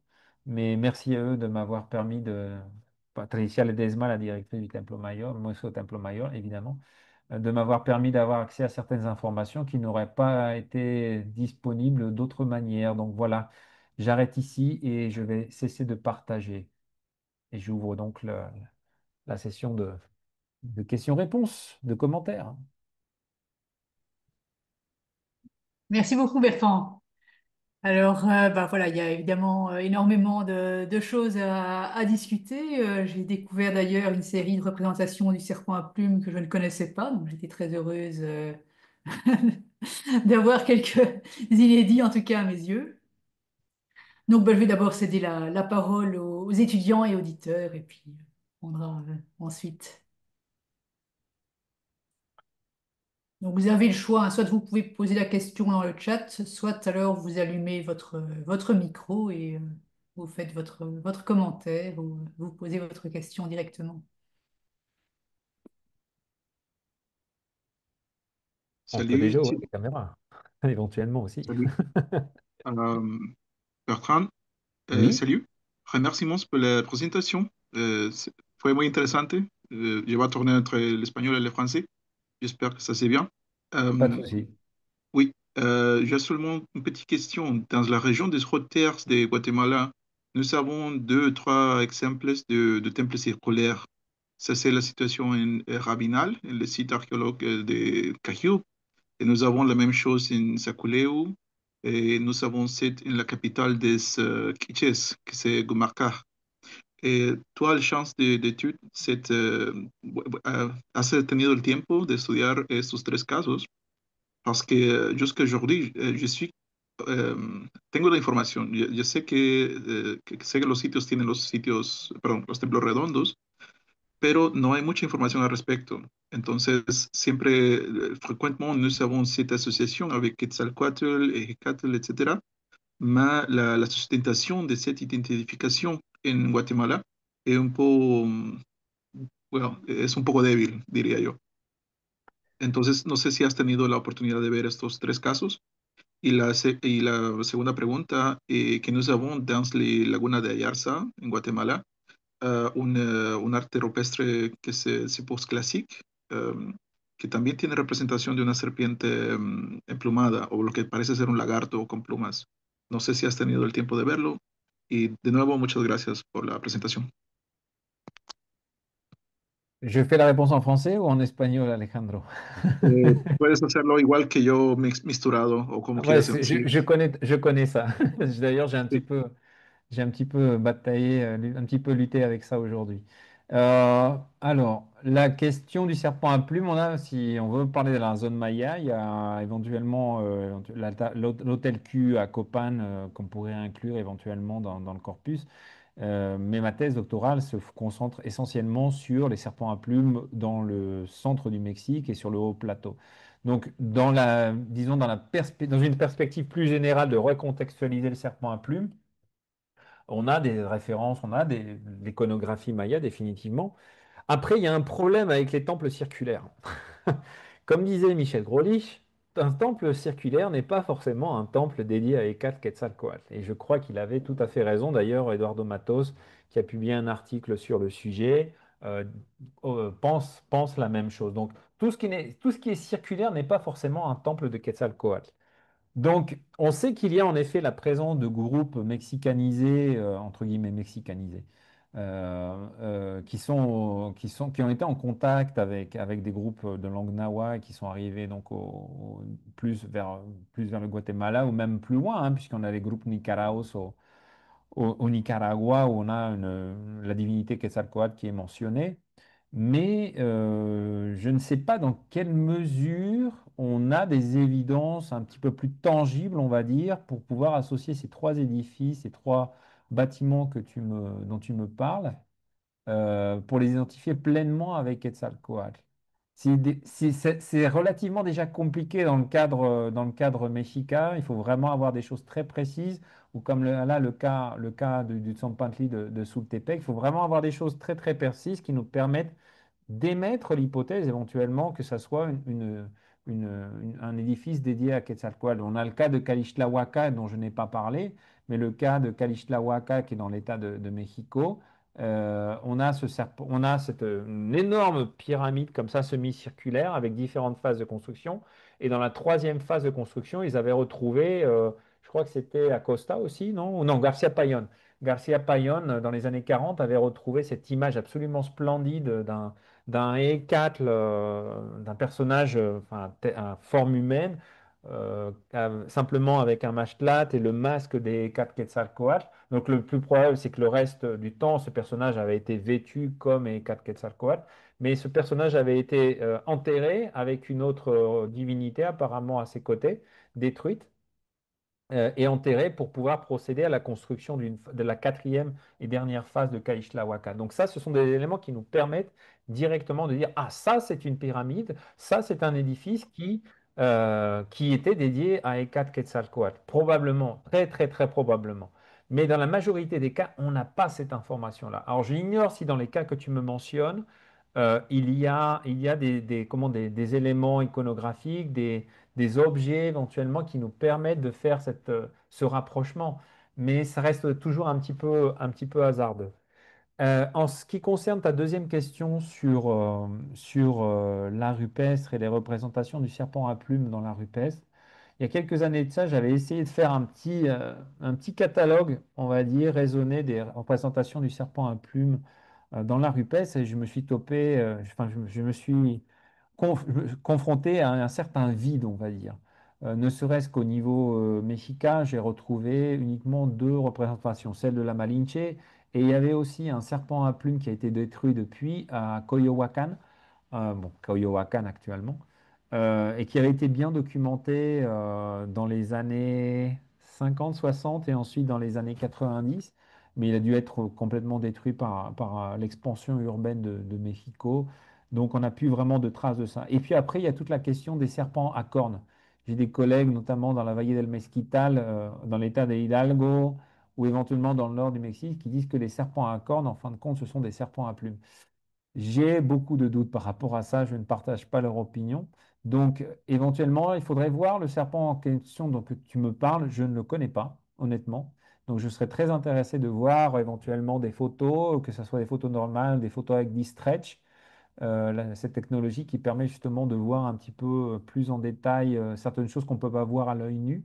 Ça m'intéresserait d'en savoir un peu plus, même si je ne pense pas l'intégrer comme ça. Ça peut toujours être intéressant dans une démarche comparative d'avoir des informations sur ce serpent-là. Il y a un paper de Sébastien Perron-Minot. Il parlait de cette case. Euh, D'accord, la situación es que c'est pas très populaire, no es tan conocido el ejemplo, pero existen algunos comentarios. Y la identificación c'est pas clair. Eso lo tengo claro, porque puede ser un cipacli o puede ser una serpiente emplumada. d'accord. Moi, j'en parle. C'est un tema de interpretación. Si tú buscas la ilustración, c'est de la laguna de Ayarza en Guatemala. Es más D'accord. fácil encontrarlo así. Ouais, sinon, je contacte directement Sébastien à ce moment-là Oui, pour avoir le paper prochain. complet, Mhm. éventuellement. Merci hein, pour l'information, Alejandro. Y également.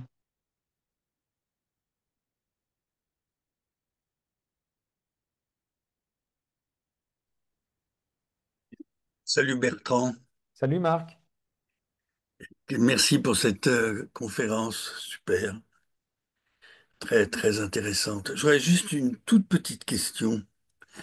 Euh, Quand tu as mentionné l'exemple de la fête des vingtaines de Qualiztli, Mhm. tu as montré le Maglia Becchiano Ah, et euh, où l'on voit Tlaloc d'un côté. Et de l'autre côté, dans le texte, on voit Quetzalcoatl. Donc ma question c'est, qu'est-ce qui te fait choisir plutôt le texte alphabétique que que l'image? l'image. Disons que les deux sont complémentaires d'une certaine manière, dans la mesure où Quetzalcoatl est présenté à différentes reprises comme un des auxiliaires de Tlaloc, non? Dieu du vent qui annonce les pluies. Donc, on les voit souvent associés d'une certaine manière dans les chroniques, ou présentés comme un des Tlaloques. Si c'est pas, s'il n'est pas mentionné comme un des Catontines, il est mentionné comme un des Tlaloques. Donc, d'une certaine manière, on peut comprendre qu'ils aient choisi que le scribe ou le peintre, l'artiste a choisi de représenter Tlaloc et éventuellement d'assister plus peut-être sur un des Tlaloqués qui est Quetzalcoatl. Enfin, c'est comme ça que je le perçois en tout cas. D'accord. Ben, écoute, je te remercie Non, à toi pour cette de question. ta réponse.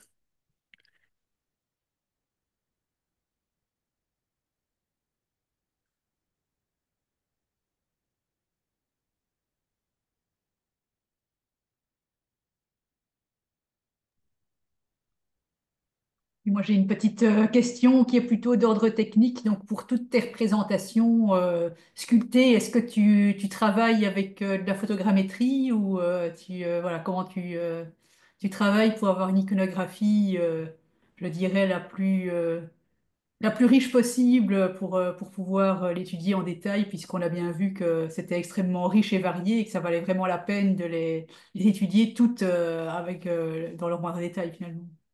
Oui, en effet, il y a un gros travail de photo. Bon, après, selon les endroits, selon les époques aussi et selon les moyens, bon, on peut développer telle ou telle technique. Quand j'ai eu la possibilité, il y a 2 ans, un peu plus de 2 ans, d'aller au Museo del Templo Mayor, j'ai eu la possibilité de travailler dans les réserves, un peu comme l'a fait Ángel González. Et il m'avait recommandé, d'ailleurs, dans sa thèse, il y a tout un, enfin, il a fait un travail de catalogue absolument monstrueux. Et donc, il m'a un petit peu facilité le boulot, on va dire.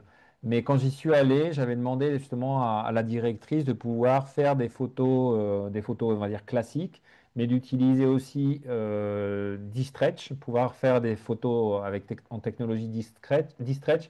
Bon, on peut le faire facilement avec l'appareil, avec le téléphone portable, hein. Il y a une application d'e-stretch qui est gratuite. Je crois que je ne sais plus s'il faut payer pour. Enfin, il y a une des versions de d'e-stretch pour laquelle il faut payer. Mais on peut faire directement les photos avec le portable et ensuite tu transfères les photos sur ton portable, enfin bref, sur ton ordinateur, il y a pas de souci. Et l'autre partie de photogrammétrie, qu'on va dire un peu plus pointue que j'ai faite, c'est en utilisant la technologie Sketchfab. D'ailleurs, je ne vous l'ai pas montré ça. Attends, je vais vous montrer ça. C'est pareil, c'est gratuit. D'une certaine manière, il faut faire attention au nombre de modèles que l'on crée, mais on peut recréer des modèles en 3D, tridimensionnels en prenant une bonne quantité de clichés, on va dire, et on peut utiliser ou des photos avec l'appareil ou directement avec le portable. Et donc, on peut créer des très très bons modèles, très fidèles à la photo. Je suis juste en train de batailler comme un malade pour essayer de retrouver la photo de la coquille-chatte, là, du monolithe de la coquille-chatte. Parce que celle-là, je voulais vous la montrer justement, ce que j'avais fait en termes de travail photogrammétrique, mais je ne le retrouve pas. Je crois qu'il est là. Je suis un petit peu passé. Je vais vous la partager. Je vais ouvrir le lien. Voilà, ça c'est ça. Voilà. Allez, je vous repartage ça et comme ça on va pouvoir le voir sur YouTube aussi en même temps. Alors, ça se passe comme ça. Un osage. Voilà. Donc là, ça monte. Il faut avoir une bonne résolution on va dire, potable sur le téléphone portable, encore que la mienne n'est pas forcément super exceptionnelle. Mais donc j'ai travaillé Là, comme ça en faisant. tu n'as pas là, tu n'as pas partagé ton écran. Ah, pardon, je vais le partager, excuse-moi. Voilà, ça ressemble à ça quand on travaille un petit peu avec Sketchfab. Ah oui, voilà. Donc j'ai fait ça avec plusieurs pièces. J'ai pas fait ça avec tout l'ensemble Bien. du corpus iconographique parce que j'en suis arrivé à environ, je crois que j'en suis à 185, 186 représentations du serpent à plumes. Ça commence déjà à devenir un peu sérieux. Ça n'est pas non plus un corpus d'images de céramique, tu sais, des petites figurines en céramique de milliers de pièces. Mais quand même, au bout d'un moment, ça commence à faire beaucoup. Et après, donc l'idée, c'est de travailler sur une base de données simple, hein. Il n'y a pas forcément beaucoup de choses à faire, si ce n'est préparer un bon Excel. Et au fur et à mesure que l'on trouve des éléments iconographiques, les mettre en évidence et voir comment ils se répètent d'une pièce à l'autre. Ce que je me suis imposé dans la mesure du possible, c'était de mettre directement en nahuatl les termes utilisés pour le Teotlakitl de Quetzalcoatl, c'est-à-dire cet attribut ou ces attributs de Quetzalcoatl. Donc, il y a des moments où j'y suis arrivé en demandant l'aide justement à certains spécialistes comme Marc. Des fois, on bataille un petit peu avec le nahuatl, donc on va chercher les personnes qui sont plus spécialisées par rapport à ça.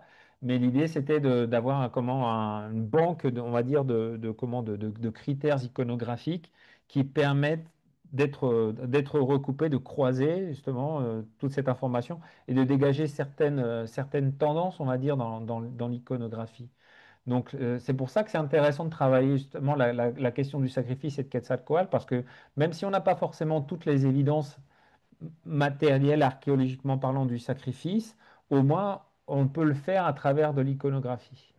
Et on peut la corroborer ensuite à travers les sources que l'on peut étudier, les différents textes coloniaux et dans certains cas aussi directement dans des exemples ethnographiques, hein. Là, j'ai pris l'exemple des Coras et des Huixcaricas, mais il y a aussi du côté de Oaxaca, il y a aussi des choses super intéressantes dans la Sierra Negra de Puebla.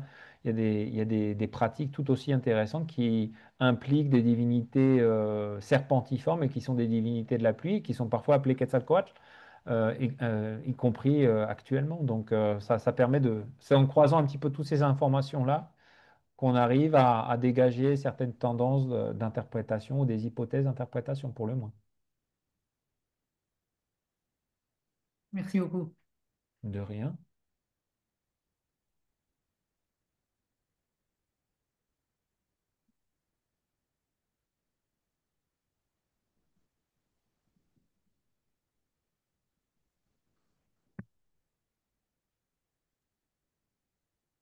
Peut-être je peux ajouter un petit mot pour Bertrand. Pour, Mhm. en ce qui concerne l'identification des éléments de Quetzalcoatl et des divinités en général, il y a les travaux, ce qui a été fait par Bertina Olmedo. Correct. Hein. Correct. D'ailleurs, j'ai reçu une bonne partie d'informations aussi de Bertina qui m'a laissé prendre des photos dans la Sala Mexica que j'aurais pas pu prendre autrement. Donc oui, Ouais. tout à fait, tu as raison. Faut la remercier à cet effet et la citer comme il se doit. Écoute, moi, il me reste à te souhaiter bonne chance pour cette étape finale de la rédaction de ta thèse. Merci beaucoup, Marc. Hein. J'espère te voir là-bas à Paris quand on y sera. Écoute, espérons.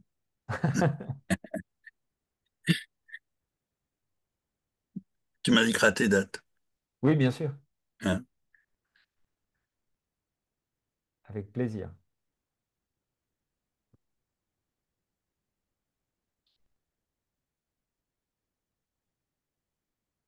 Au fait, Sylvie, tu m'as pas dit, mais quels sont les éléments du serpent à plume que enfin, quelle représentation tu ne connaissais pas? Ça m'intéresserait de savoir. Euh, bon, j'ai pas les numéros d'inventaire en tête, mais bon, si tu me les repasses, je peux te dire effectivement. Oui, tout à fait. Je peux les remettre en ligne là. Voilà, je peux les repartager. Bon, ça, toi, tu dois connaître quand même, je pense. Oui, celle-là, bien sûr, effectivement. Ah, attends, on va remonter jusqu'au début. On parle des Mexicas ou on parle des représentations ailleurs? Ça, tu la connaissais, celle du British? Celle-là, je la connaissais. Ouais. Ça, c'est Chicago Voilà. Museum. Ouais, ici, par contre, je connaissais pas, tu vois. Et celle-là est super intéressante. Il y en a une autre d'ailleurs au fil que je n'ai pas inclus parce qu'il n'y avait pas d'élément du sacrifice en tant que tel, donc je ne l'ai pas inclus, mais il y a une autre image du serpent à plumes au Film Museum. Il y en a trois au total d'ailleurs. Et quand tu vas au Met, il y en a deux, et il y en a une en plus qui avait Celle-là, documenté. en fait, je l'avais jamais vu le verso. Donc ça m'intéresse beaucoup, évidemment. Ouais. Collection Arensberg, je crois que ça, c'est les photos que j'ai prises d'ailleurs dans le livre de Kubler qui se trouve à la médiathèque du Quai Branly. Ah bah, c'est Tu, bon à savoir. Ouais, tu pourras bon. trouver le bouquin de Kubler sur la collection Arensberg sans problème là-bas. J'ai eu de la chance d'ailleurs. Après, on a ça. Ah, celle-là, celle de Bâle, enfin, j'ai vraiment été stupéfié de voir que c'était exactement la même image. Simplement, les serpents à plumes ont la queue, le crotale inversé en fait. C'est en miroir. Oui, c'est étonnant. Et alors, effectivement, celle de Bâle, je la connaissais pas. Celle de Mexico, évidemment, oui, mais celle de Bâle, je la connaissais pas non plus. Donc, c'est vrai que c'est assez étonnant. Et puis, on a ces deux-là. Celle de New Ouais. York aussi. Ok. Ouais. Et après, bon voilà. Je crois que là, après, Bon, ça. effectivement, ça fait quand même une belle petite moisson. Voilà, vraiment, c'est vraiment un tout petit échantillon, hein, parce que franchement. C'est pas ce qui manque, hein. Si on prend en compte chaque relief sur chaque banquette, etc., là, ça explose. Je crois que, à la Diffie des Aigles, c'est 91 serpents à plumes qui sont mis, sculptés et peints sur chaque moulure. Donc, c'est quand même assez impressionnant.